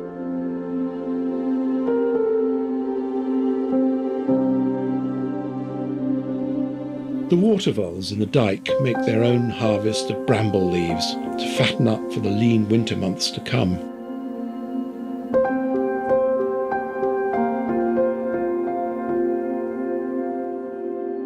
The swans have just one cygnet left, which has made it to full adult size. No one knows what happened to the others. Possibly an otter got them to feed its own young. That's all part of the natural process. Winter management is finalised by keeping the waterways open for visiting waterfowl migrating from the north to overwinter in Norfolk. A specially adapted barge makes short work of the dense reeds.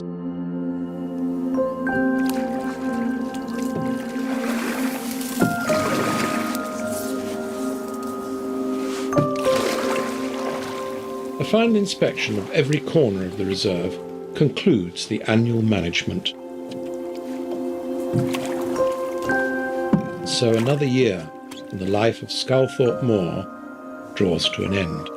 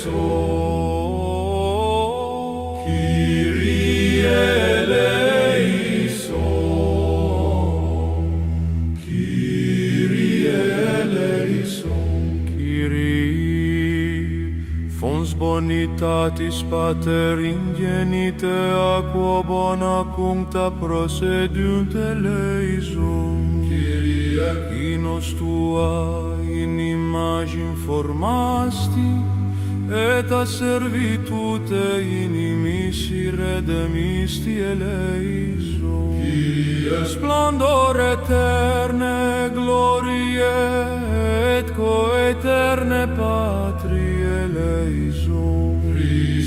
Dei forma substantialis, qui matrem tuam virginem intactam servasti. Eleison. Christe, qui crucem tuam dignatus e subire pro nobis. Eleison. Christe, qui mortem tuam vicisti et resurrectus. Eleison. Kyrie.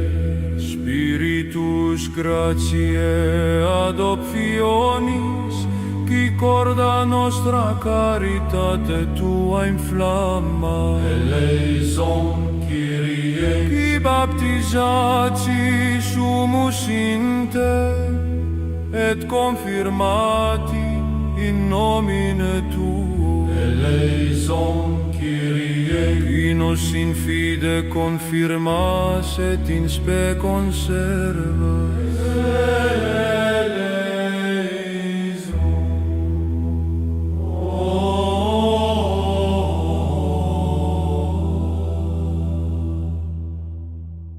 Dies ire, dies illa, solvet seclum in favilla, teste David cum sibilla. Quantus tremores futurus, quando iudex est venturus, cunta stricte discussurus.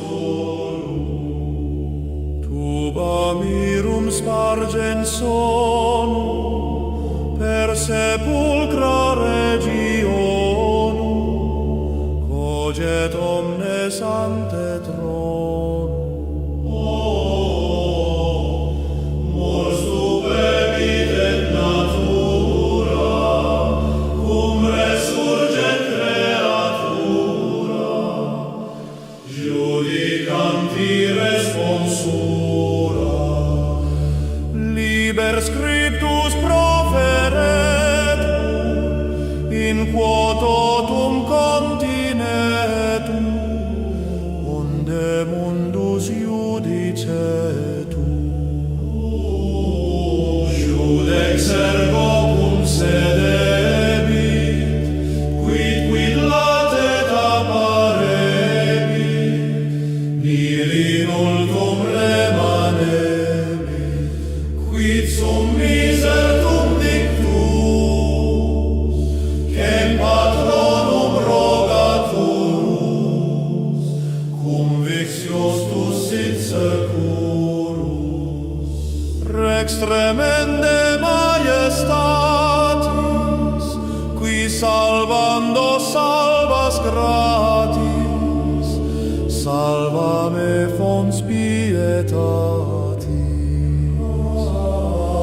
Recordare Iesu mii, quod sum causa tue vie, ne me perdas illa die. Quaerens me sedisti lassus, redemisti crucem passus, tantus labor non sit casus. Juste iudex ulcio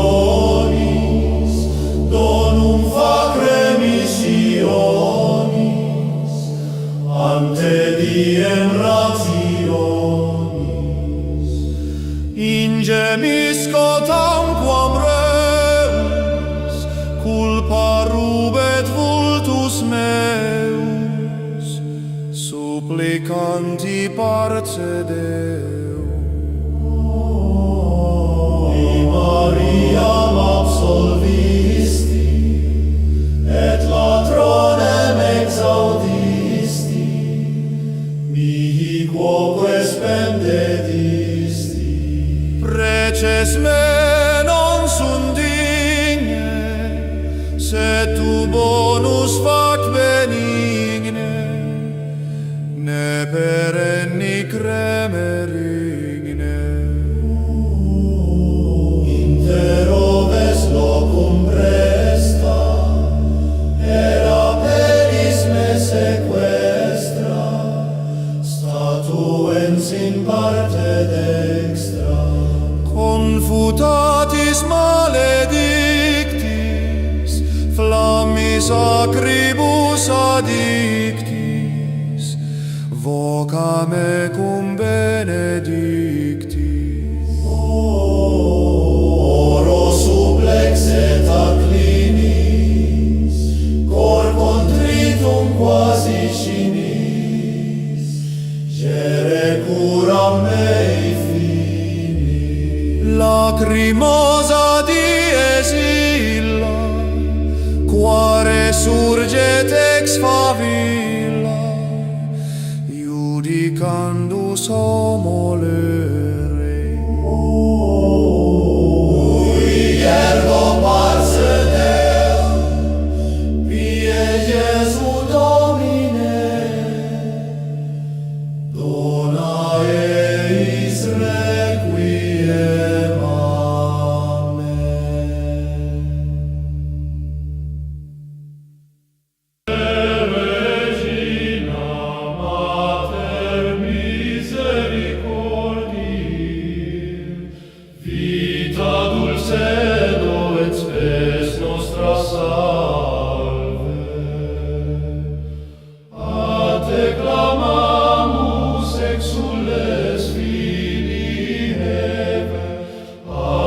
Suspiramus gementes et flentes in had lacrimarum valle. Ea ergo advocata nostra, illos tuos misericordes oculos ad nos converte, et Iesum benedictum fructum ventris tui, nobis post hoc exilium ostende. O clemens, o pia, o dulcis Virgo Maria.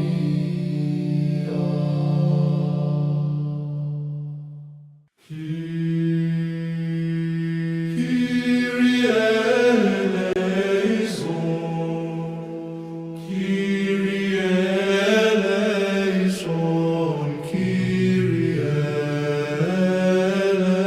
eleison, Christe eleison, Christe eleison, Christe eleison,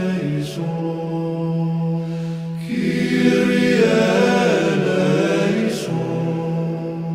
Kyrie eleison, Kyrie eleison, Kyrie.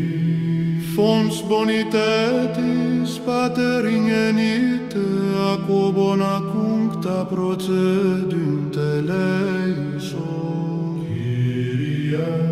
Qui nos tua in imagine formasti, et a servitute inimici redemisti eleison, Kyrie. Splendor eterne glorie et coeterne patri eleison.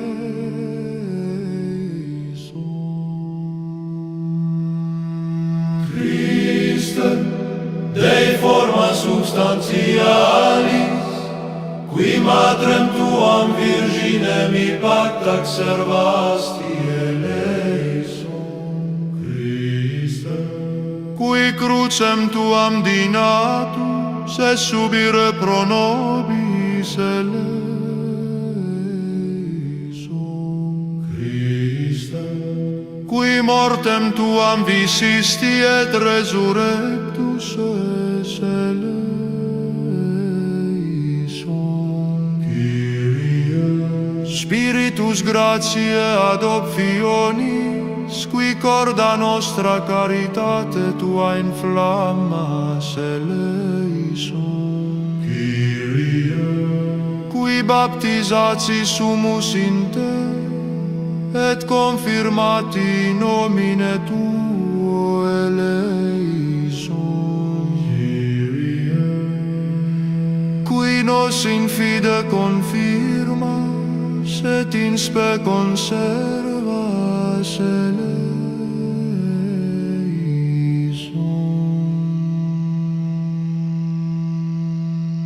Dies irae, dies illa, solvet seclum in favilla, teste David cum Sibylla.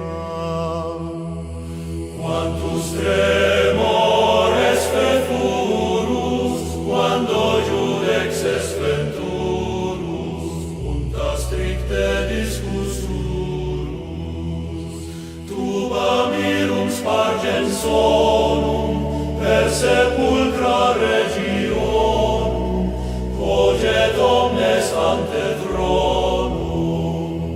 Mors tu pebit et natura, cum resurget creatura, judicanti responsura.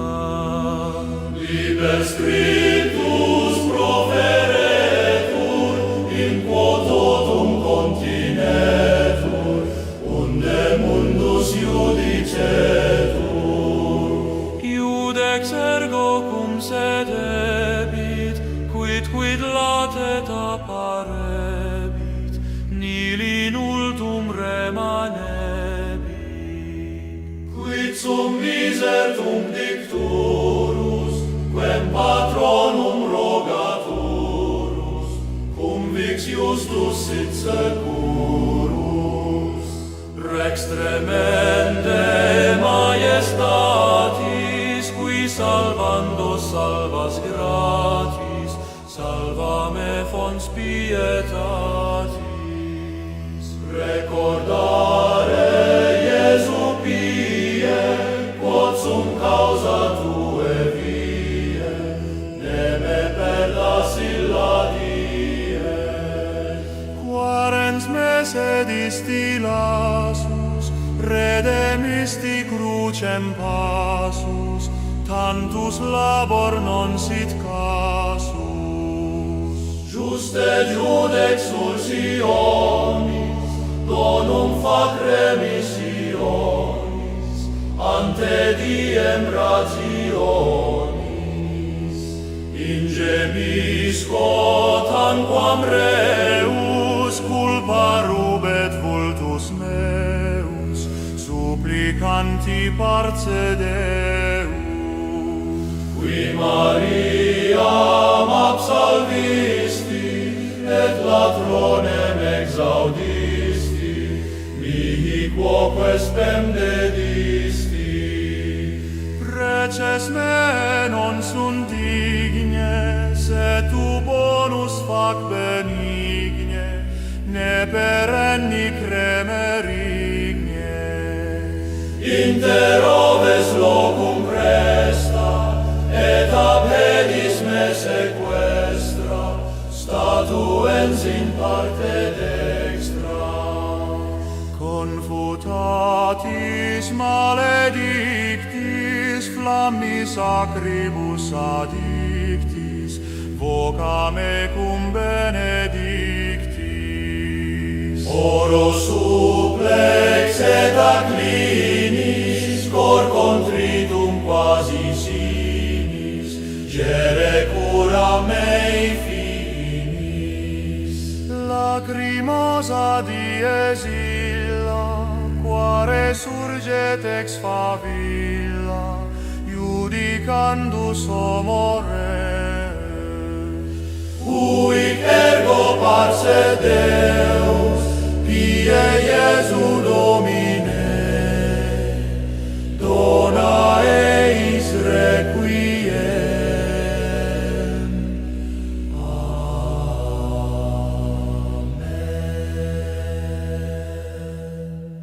Salve Regina, Mater misericordiae, vita dulcerum, et spes nostra salve. A te clamamus, exules filii Eve, a te suspiramus, gementes et flentes, in ad lacrimarum vale. Eia ergo advocata nostra, illos tuos misericordes oculos ad nos converte, et Iesum benedictum fructum ventris tui, nobis post hoc exilium ostende.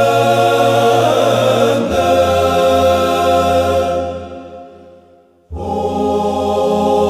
clemens, o pia,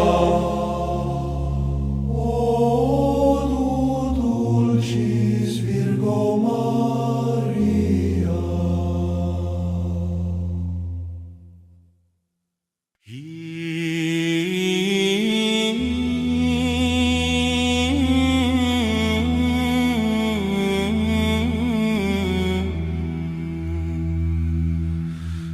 Kyrie eleison,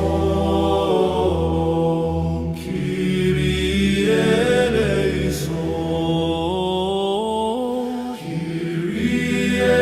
eleison, Kyrie eleison, Kyrie eleison. Christe eleison, Christe eleison, Christe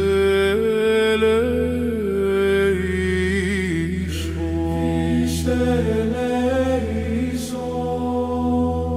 Kyrie eleison,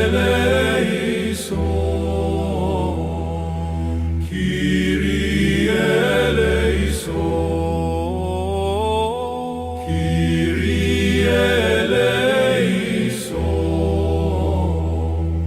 Kyrie eleison, Kyrie fons bonitatis Pater ingenite aquo bona cuncta procedent eleison, Kyrie qui nos tua in imagine formasti, et a servitute inimisi redemisti eleison, Kyrie splendor eterne glorie et coeterne patri eleison, Christe Dei forma substantialis, qui matrem tuam virginem intactam servasti, eleison, Christe qui crucem tuam dignatus e subire pro nobis, eleison, Christe qui mortem tuam vicisti et resurrectus, eleison, Kyrie, Spiritus gratiae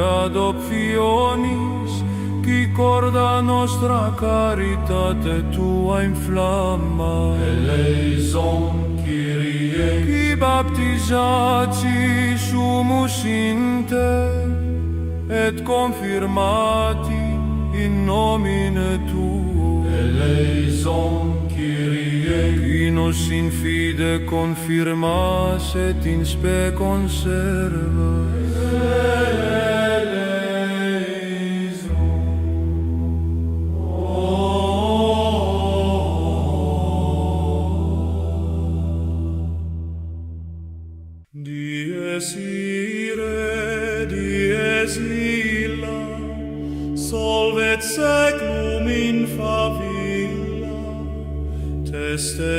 David cum Sibila.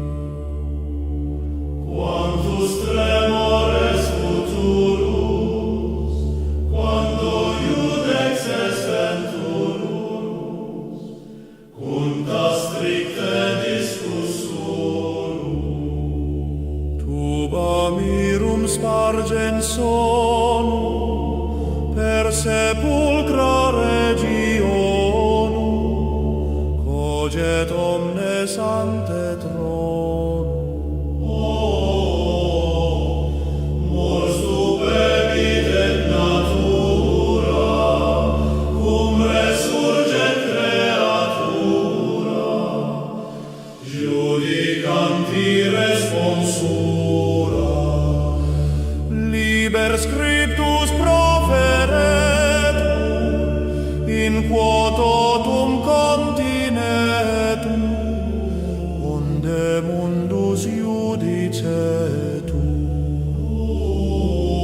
Judex ergo cum sedebit, quid latet apparebit, nihil in ultum remanebit, quid sum misertum dictus, quem patronum rogaturus, cum vixios sit securus.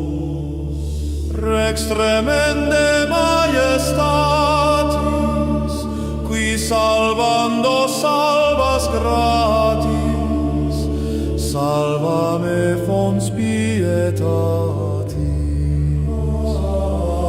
Recordare Iesu pii, quod sum causa tue vie, ne me perdas illa die. Quaerens me sedisti lasus, redemisti crucem passus, tantus labor non sit casus. Juste judex ulsionis, donum fac remissionis, ante diem rationis. Ingemisco tamquam reus, culpa rubet vultus meus, supplicanti parce Deum. Mariam absolvisti, et latronem exaudisti, mihi quoque spendedisti. Preces me non sunt digne, sed tu bonus fac benigne, ne perenni cremerigne. Inter oves locum presta, era peris me sequestra, statuens in parte dextra. Confutatis maledictis, flammis acribus addictis, voca me cum benedictis. Oro supplex et acclinis, cor contritum quasi cinis, gere curam mei finis. Lacrimosa dies illa, quare surget ex favilla, judicandus homo lere. Ui ergo parce Deum, pie Jesu Domine, dona eis requiem.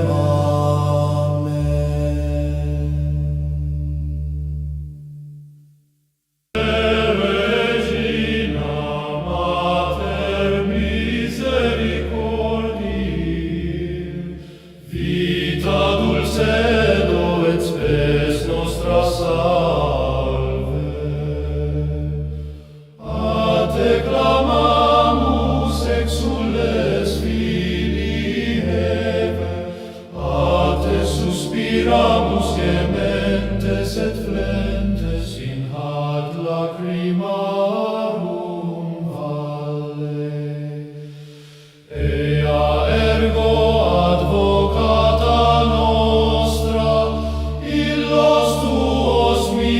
misericordes oculos ad nos converte, et Iesum benedictum fructum ventris tui, nobis post hoc exilium ostende.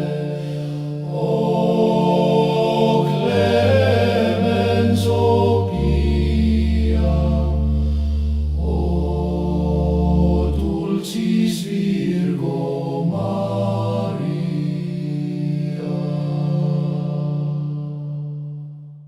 Kyrie eleison, Kyrie eleison, Kyrie eleison, Christe eleison, Christe eleison, Christe eleison, Kyrie eleison, Kyrie eleison, Kyrie eleison, Kyrie. Fons bonitatis pater ingenite aquo bona cuncta procedunt eleison, Kyrie.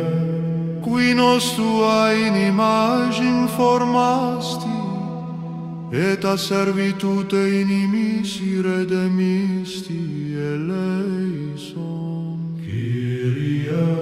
Splendor eterne glorie et coeterne patri eleison.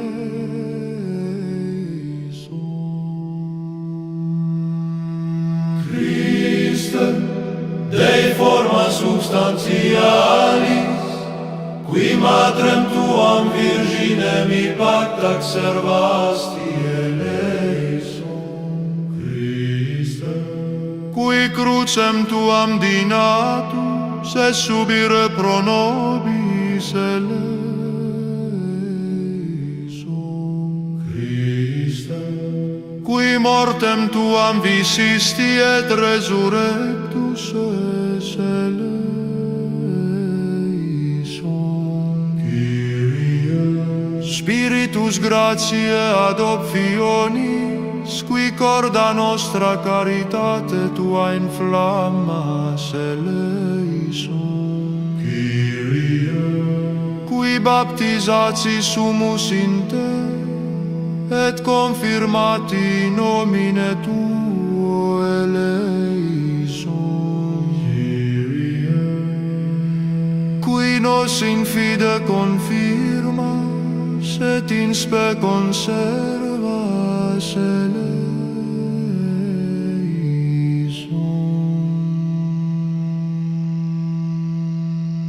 Dies irae, dies illa, solvet seclum in favilla, teste David cum Sibilla.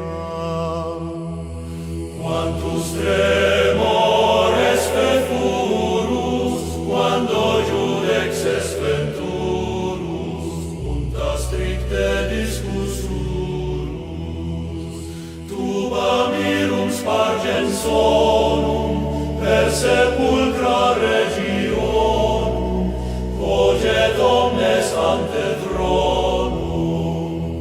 Mors tu pebit et natura, cum resurget creatura, judicanti responsura. Liber scriptus proferetur, in quo totum continetur, unde mundus judicetur. Iudex ergo cum sedebit, quid latet apparebit, nil in ultum remanebit. Quid sum miser tunc dicturus, quem patronum rogaturus, cum vix justus sit securus, rex tremendem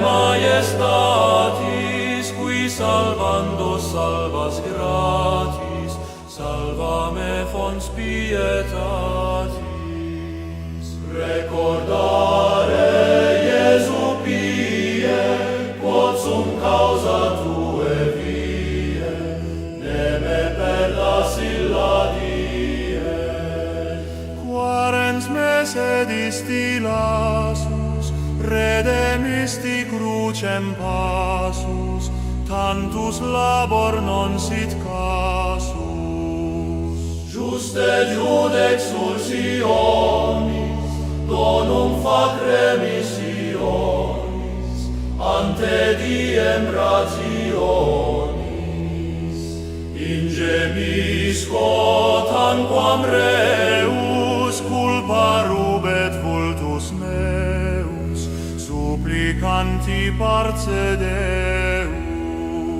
Qui Mariam absolvisti, et latronem exaudisti, mihi quoque spem dedisti.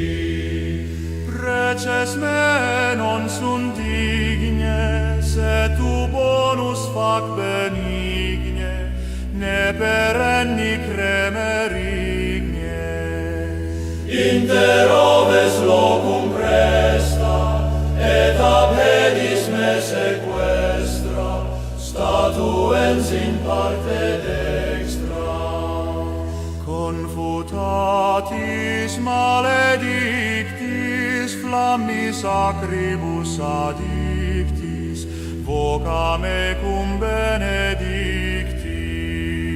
Oro supplex et acclinis, cor contritum quasi sinis, gere cura mei finis. Lacrimosa dies illa, quare surget ex favilla, judicandus homo res. Huic ergo parce Deus, pie Iesu Domine, dona eis requiem. Amen.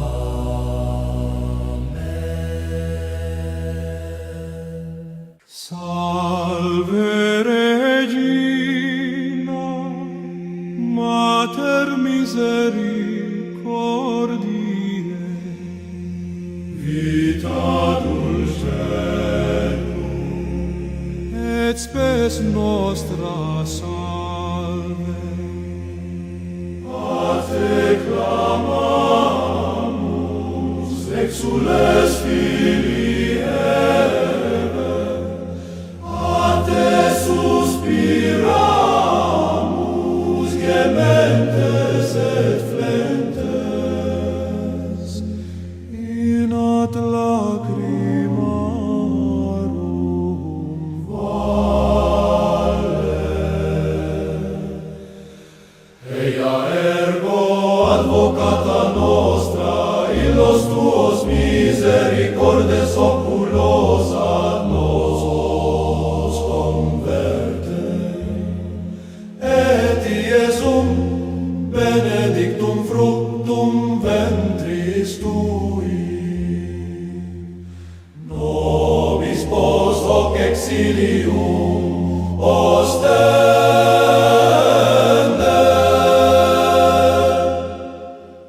O clemens, o pia, o du dulcis Virgo Maria.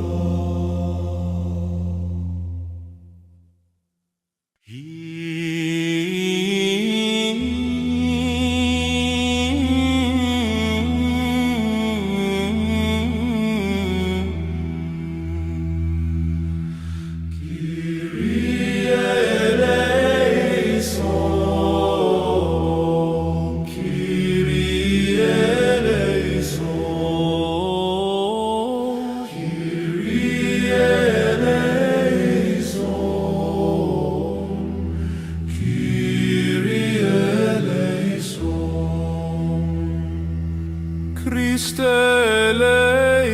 eleison, Christe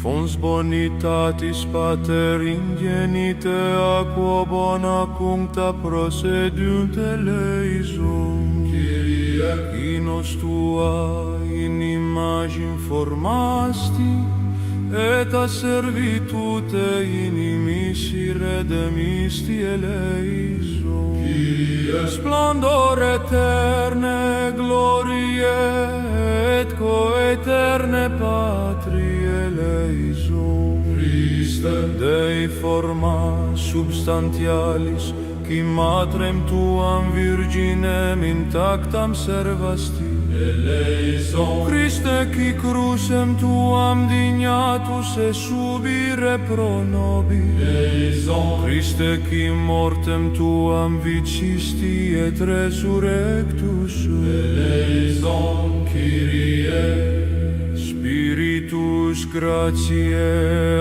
adoptionis, qui corda nostra caritate tua inflamma, eleison. Kyrie, qui baptisati sumus in te, et confirmati in nomine tuo, eleison. Kyrie, qui nos in fide confirmas et in spe conservas,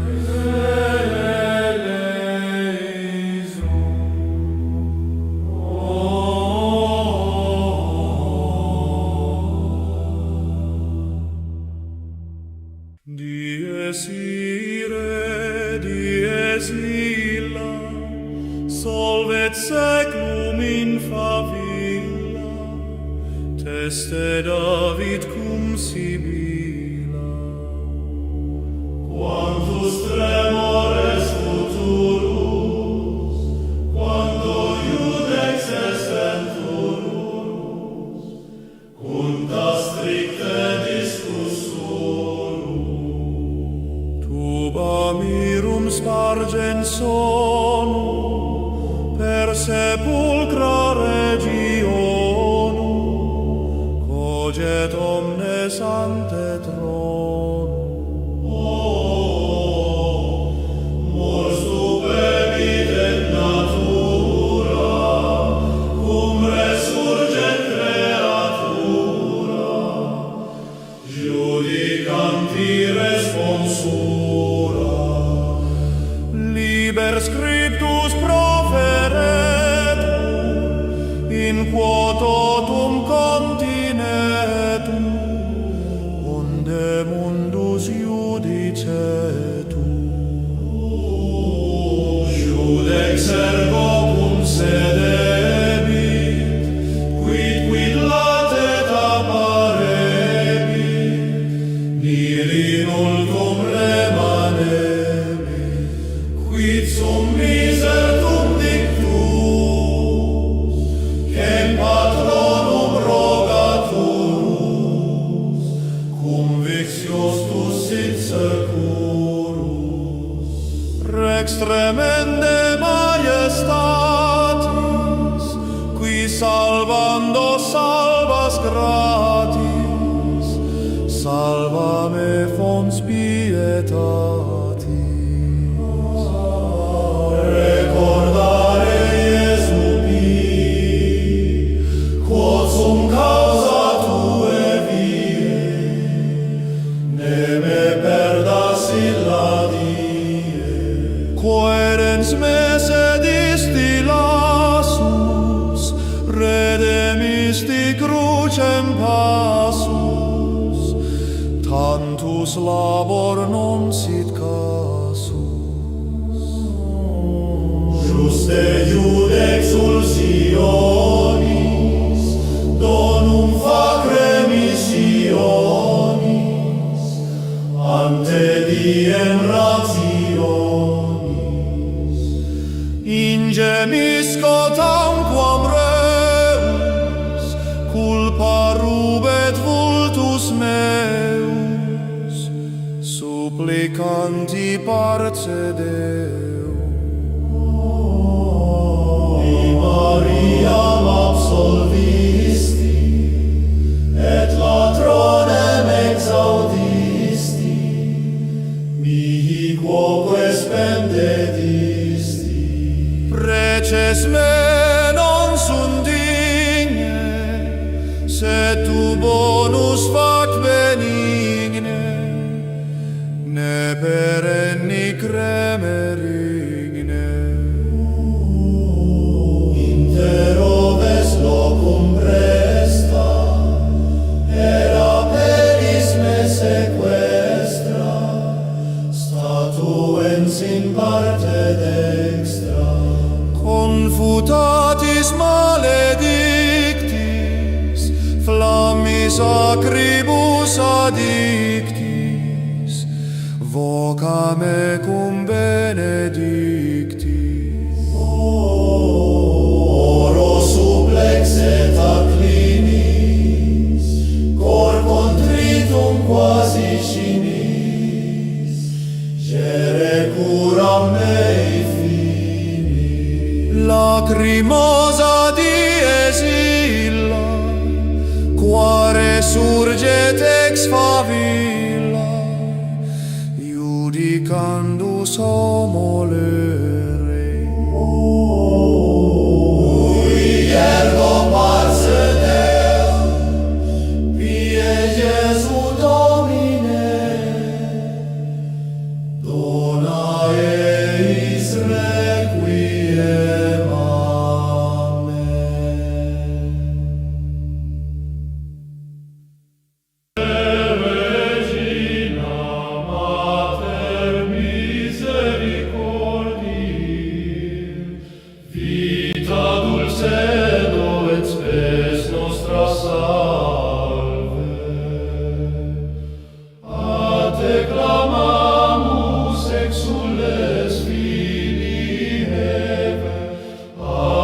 Suspiramus gementes et flentes in ad lacrimarum valle. Ea ergo advocata nostra, illos tuos misericordes oculos ad nos converte, et Iesum benedictum fructum ventris tui, nobis post hoc exilium ostende. O clemens, o pia, o dulcis Virgo Maria.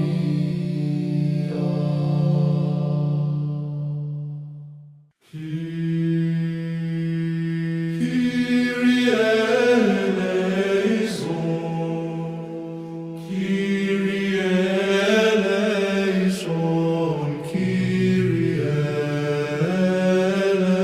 eleison.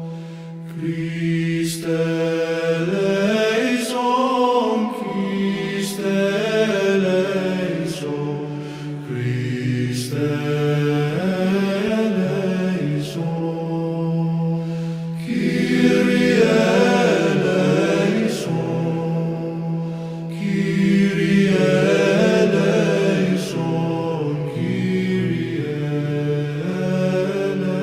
eleison, Kyrie. Fons bonitatis pater ingenite, aquo bona cuncta procedunt eleison, Kyrie.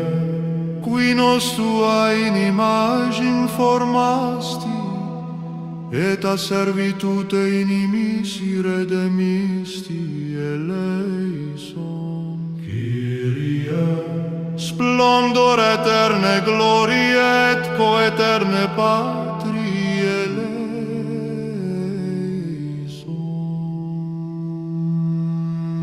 Christe, Dei forma substantialis, qui matrem tuam virginem pacta servasti eleison, Christe. Qui crucem tuam dinatus et subire pro nobis eleison, Christe. Qui mortem tuam visisti et resurrectus es eleison.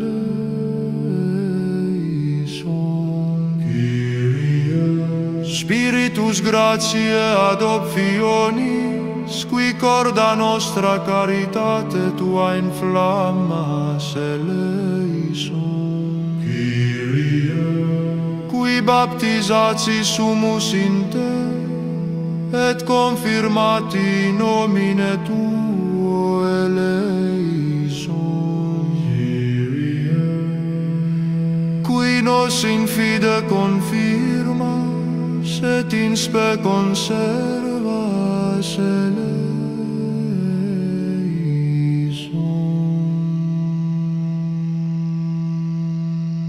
Dies irae, dies illa, solvet seclum in favilla, teste David cum Sibylla. Quantus tremores furus, quando judex es venturus, unta stricte discussurus, tuba mirum spargens sonum, per sepulcra regionum, coget omnes ante thronum. Mors tu pebit et natura, cum resurget creatura, judicanti responsura. Libes in quo totum continetur, unde mundus judicetur. Iudex ergo cum sedebit, quid latet apparebit, nil in ultum remanebit. Quid sum miser tunc dicturus, quem patronum rogaturus, cum vix justus sit securus. Rex tremende majestatis, qui salvando salvas gratis, salva me fons pietatis.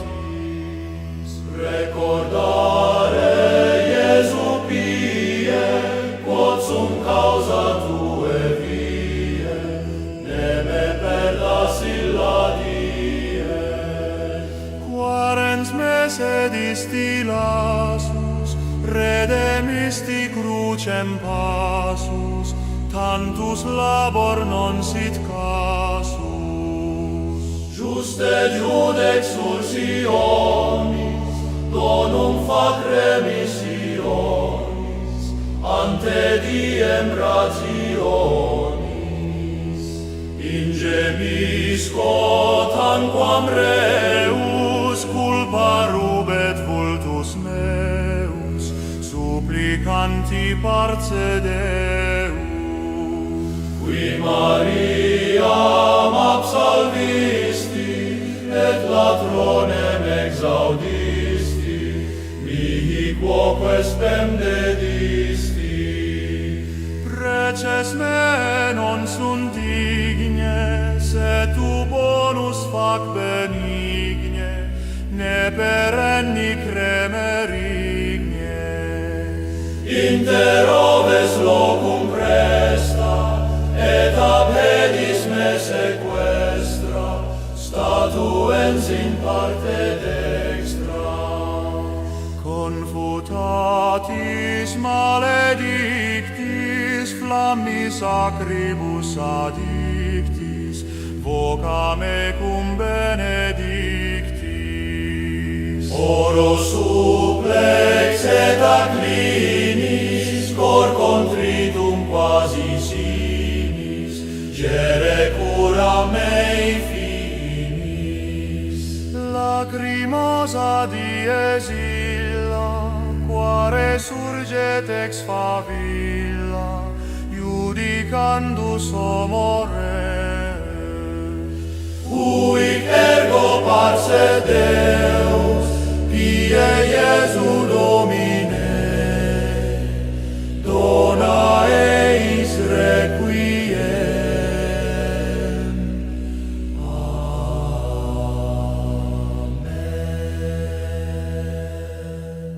Salve Regina,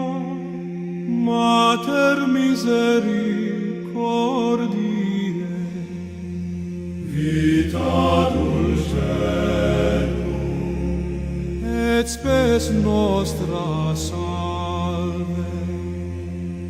A te clamamus,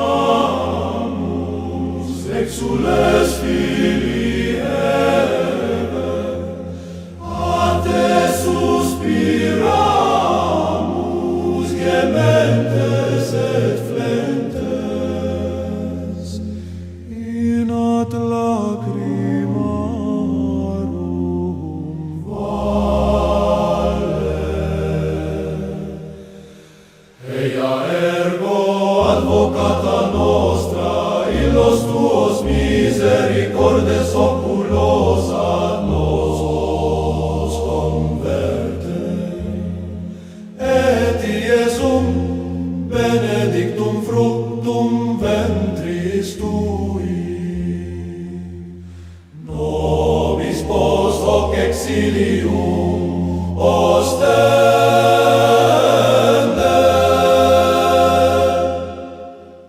O clemens, o pia, o du dulcis Virgo Maria.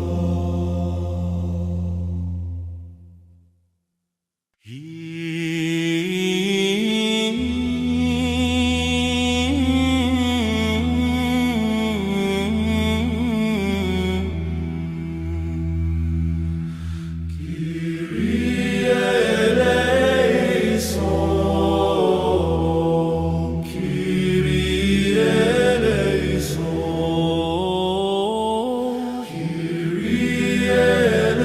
eleison, Kyrie eleison, Kyrie eleison, Christe eleison, Christe eleison, Christe eleison,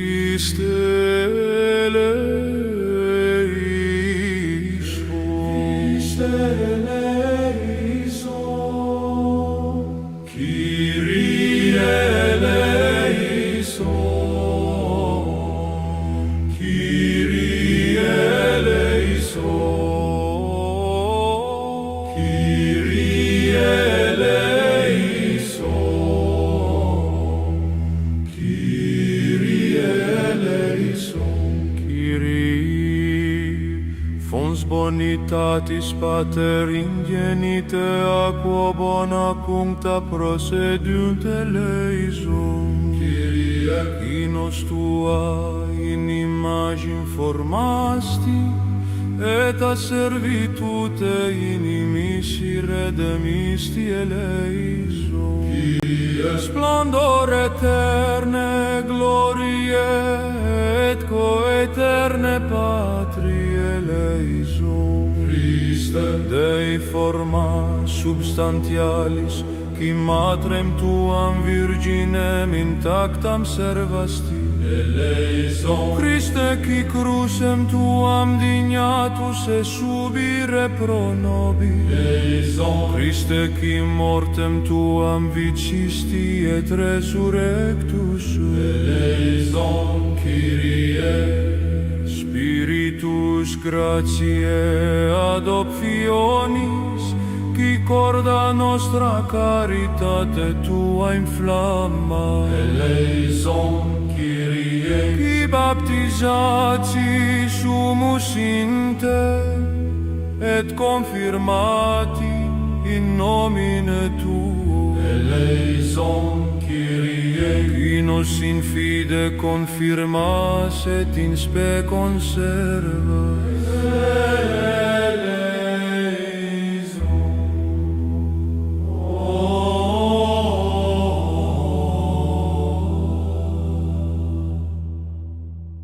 Dies ire, dies illa, solvet seclum in favilla, teste David cum sibilla.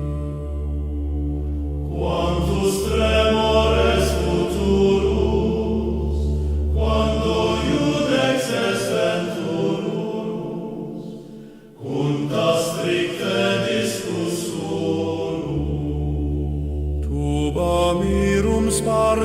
sono per sepulcra regionum, coget omnes ante trono. Mors stupebit et natura, cum resurget creatura, judicanti responsura. Liber scriptus proferetur, in quo totum continetum, unde mundus judicetur. Judex ergo cum sedebit, quid latet apparebit, nihil in ultum remanebit, quid sum miser cum dictus, quem patronum rogaturus, cum vixtiostus sit securus. Rex tremende majestatis, qui salvando salvas gratis, salva me fons pietatis. Recordare Iesu pii, quod sum causa tue vie, ne me perdas illa die. Quaerens me sedisti lassus, redemisti crucem passus, tantus labor non sit casus. Juste judex ulsionis, donum fac remissionis, ante diem rationis. Ingemisco tamquam reus, culpa rubet vultus meus, supplicanti parce Deum. Mariam absolvisti, et latronem exaudisti, mihi quoque spendedisti. Preces me non sunt digne, sed tu bonus fac benigne, ne perenni cremerigne. Inter oves locum presta, era peris me sequestra, statuens in parte dextra. Confutatis maledictis, flammis acribus addictis, voca me cum benedictis. Oro supplex et acclinis, cor contritum quasi scinis, gere curam mei finis.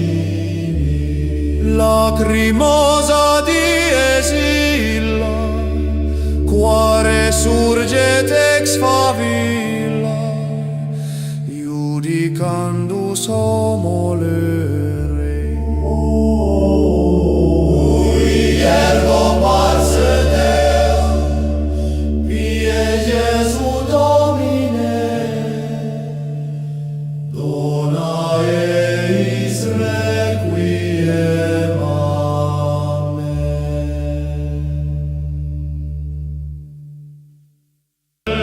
Regina Mater misericordiae, vita dulcedo et spes nostra salve.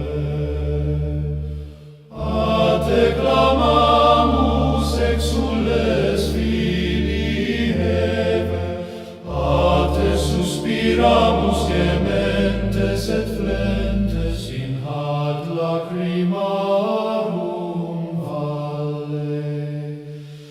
Ea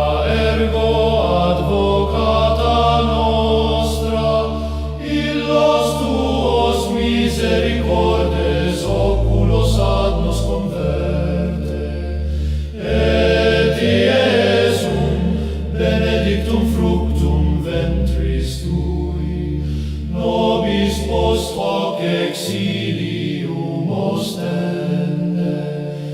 O clemens, o pia, o dulcis Virgo Maria.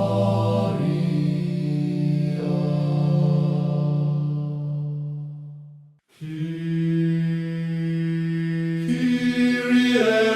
eleison, Kyrie eleison, Kyrie eleison, Christe eleison, Christe eleison, Christe eleison, Kyrie eleison, Kyrie eleison, Kyrie eleison, Kyrie. Fons bonitatis pater ingenite aquo bona cuncta procedunt eleison, Kyrie.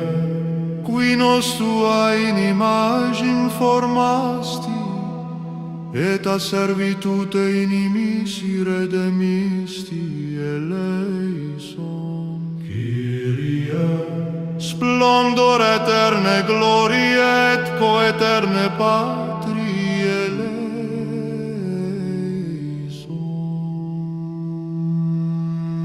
Christe, Dei forma substantialis, qui matrem tuam virginem pacta servasti eleison, Christe.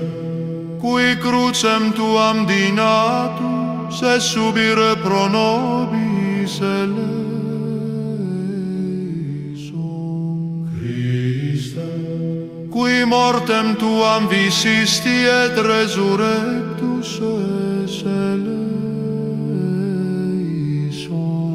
Kyrie. Spiritus gratiae ad optionis, qui corda nostra caritate tua inflammas eleison, Kyrie. Qui baptisati sumus in te, et confirmati nomine tuo eleison, Kyrie. Qui nos in fide confirmas, et in spe conservas eleison.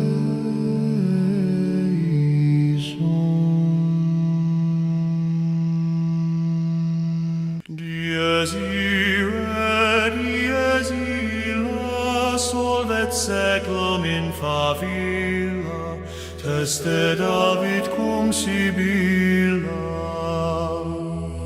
Quantus tremores furus, quando judex es venturus, punta stricte discussurus, tuba mirum spargens sonum, per sepulcra regionum, coget omnes ante thronum. Mors stupebit et natura, cum resurget creatura, judicanti responsura.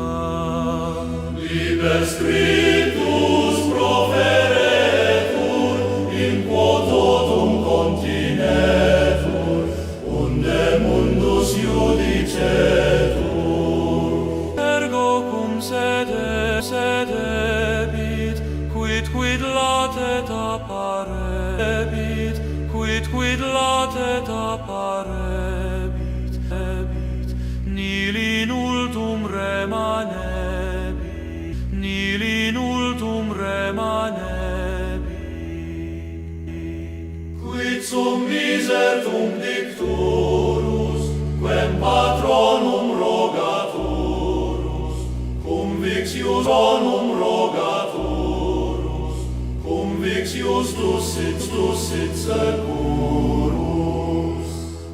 Rex securus, Rex tremende majestatis, qui salvando salvas gratis, salva me fons pietatis. Recordare Iesu pie, quod sum causa tue vie, ne me perdas illa die. Quarens mese distillasus, redemisti crucem passus, tantus labor non sit casus. Juste judex ursionis, donum fac remissionis, ante diem rationis. Ingemisco tanquam reus, culpa rubet vultus meus, supplicanti parce Deum. Qui Mariam absolvisti, et latronem exaudisti, mihi quoque spem dedisti. Preces me non sunt digne, se tu bonus fac benigne, ne perenni cremerigne.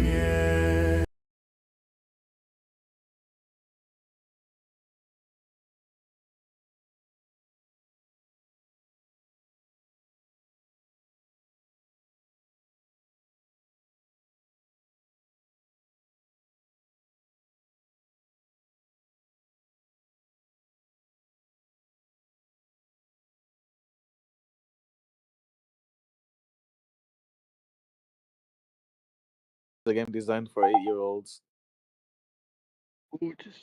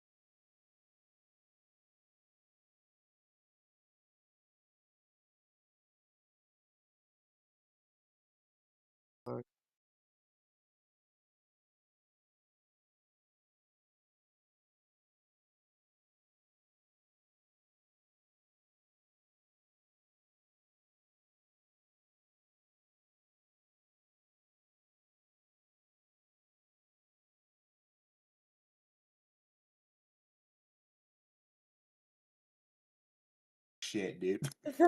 Shit, dude. Yeah, it's on my playlist. It doesn't have I good remember. MIDI play, so I have to use the I white re- player to do the MIDI player. But besides that, I really like Tidal. I remember when my first introduction to Nine Inch Nails was the Al Yankovic parody of Closer. And I was I haven't 10. seen that. Oh,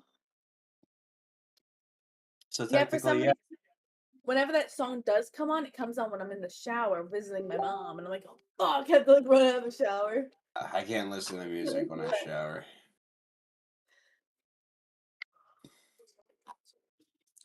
It's not coming through my mic though, right? No, it's not. Well, you Okay, have I it don't on want to be like. speakers on.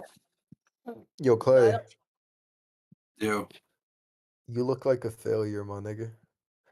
appreciate it. What did he do? He ain't do nothing to you. Just because I'm one of the people with my camera on. Yo, Clay, how old Yeah, are you? no case. That's what I say. If you don't have your camera, on, 25. 20. what? What's wrong with 25? Bro, That's ends, bro. do you know who Plug Walk Joe is? Here, let's go down here. No, I don't know who that is. Well, if I'm you gonna care land enough, right you can here. just search him up. But let me just give you a TODR. He's the same age as you, and he has $18 million in crypto. How does that make you feel? You cannot compare your life to other people. I Never mean, it do doesn't that. really bother Yes, you me. can. And that, listen, and that guy is my best boy. That's my right-hand man right there. So you could only imagine how much money I got. It doesn't I mean, it doesn't matter. really matter. I don't know why you're No, it flaunting your does. friend's success.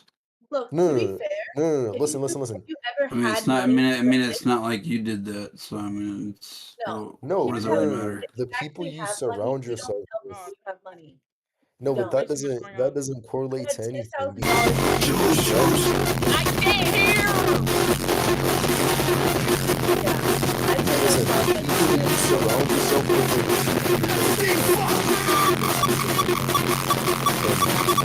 Like, why would you think that I couldn't have this? I wouldn't use the thing about me and you is I use that leverage to make money myself, and that's why I'm fucking rich. I mean, rich or not rich, it doesn't matter. Is your life fulfilling? Like, I'm a fucking I yo. was, Listen, Chris, are I you was trans? fucking depressed as fuck when I had the most money.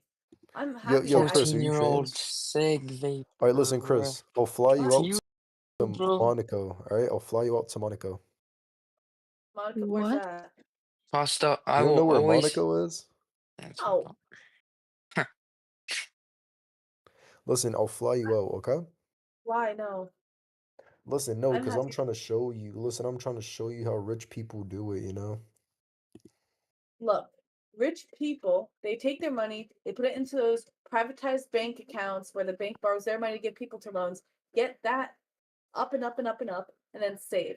And then they don't buy luxurious That things. They is, just have a lot of listen, experience. that is what the Matrix has That's taught rich. you. That is what the Matrix has taught Matrix. you. No, look, I've dated very, very quote unquote rich people who had 6 million. No, but my boy has 18 M's. That's Yeah, but what are nearly his 10. taxes a year? What is his property taxes? They What don't are tax all those? crypto. They don't tax crypto. Not where he lives. He lives in Spain. Oh, They don't crypto, tax bro, crypto. that's even worse, dude. That's not worse. That's so Listen, much worse. he gifted me a Rolex for Christmas. Let me just put it in a way. He Without that gifted me a Rolex, Rolex. that's what And matters. guess what I gave Life him? experience. Guess what I gave him? Y'all don't get it. I gave him a BMW M5. Sick.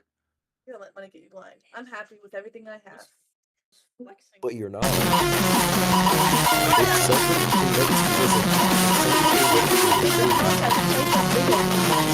Listen, if someone came up to you and said they would give you a 50-50 chance at doubling your net worth or losing everything, on God, you would take that chance. What are you talking about?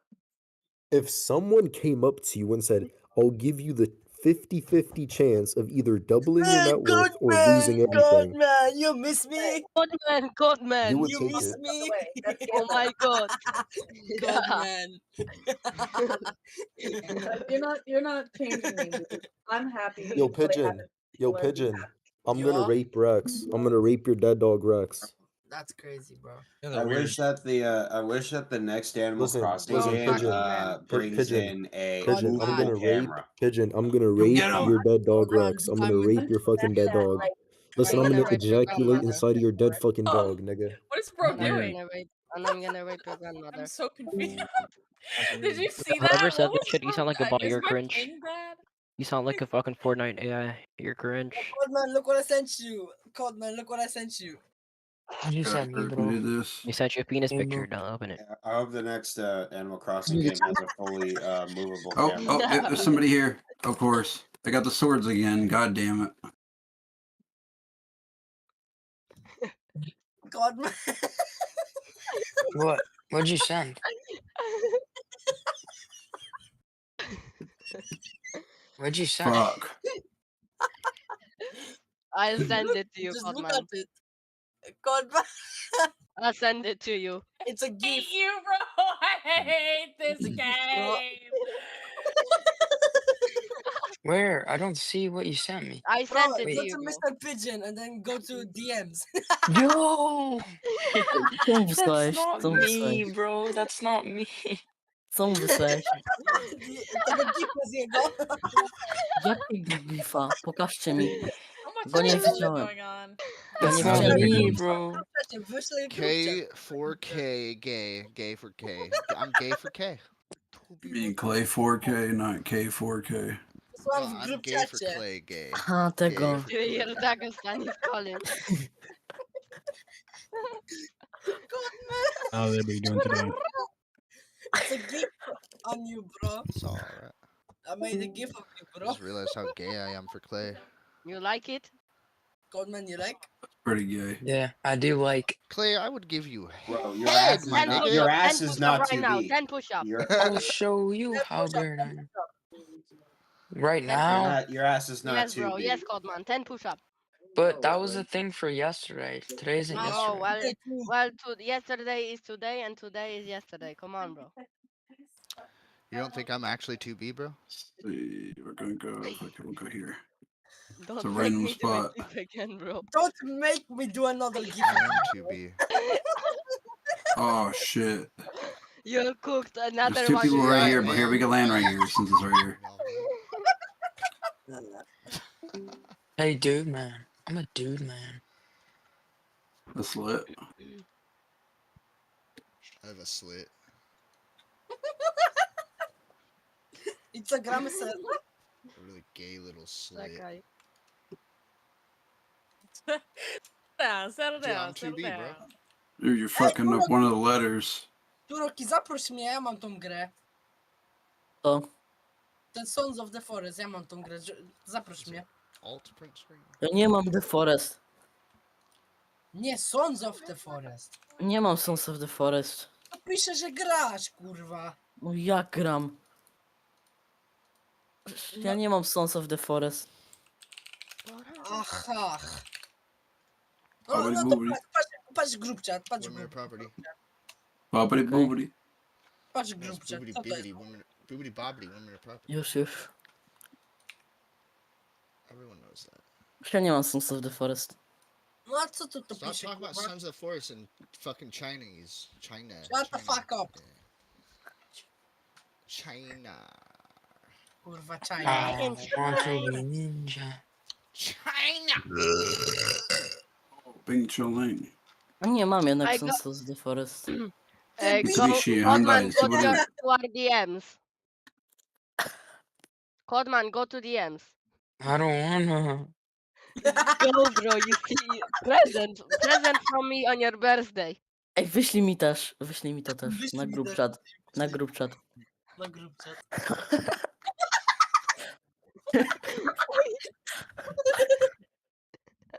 Bro,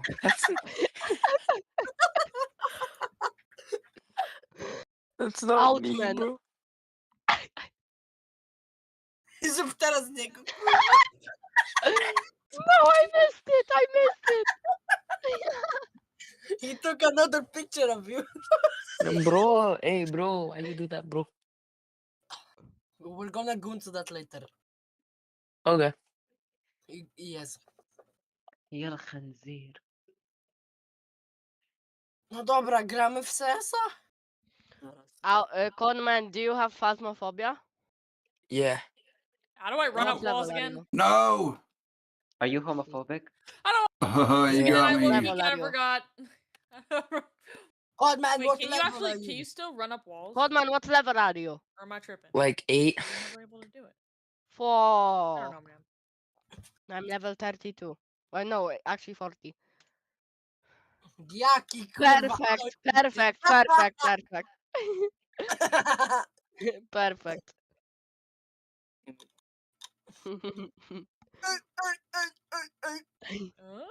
Holy flashbang, what the fuck? Me. Yeah, what?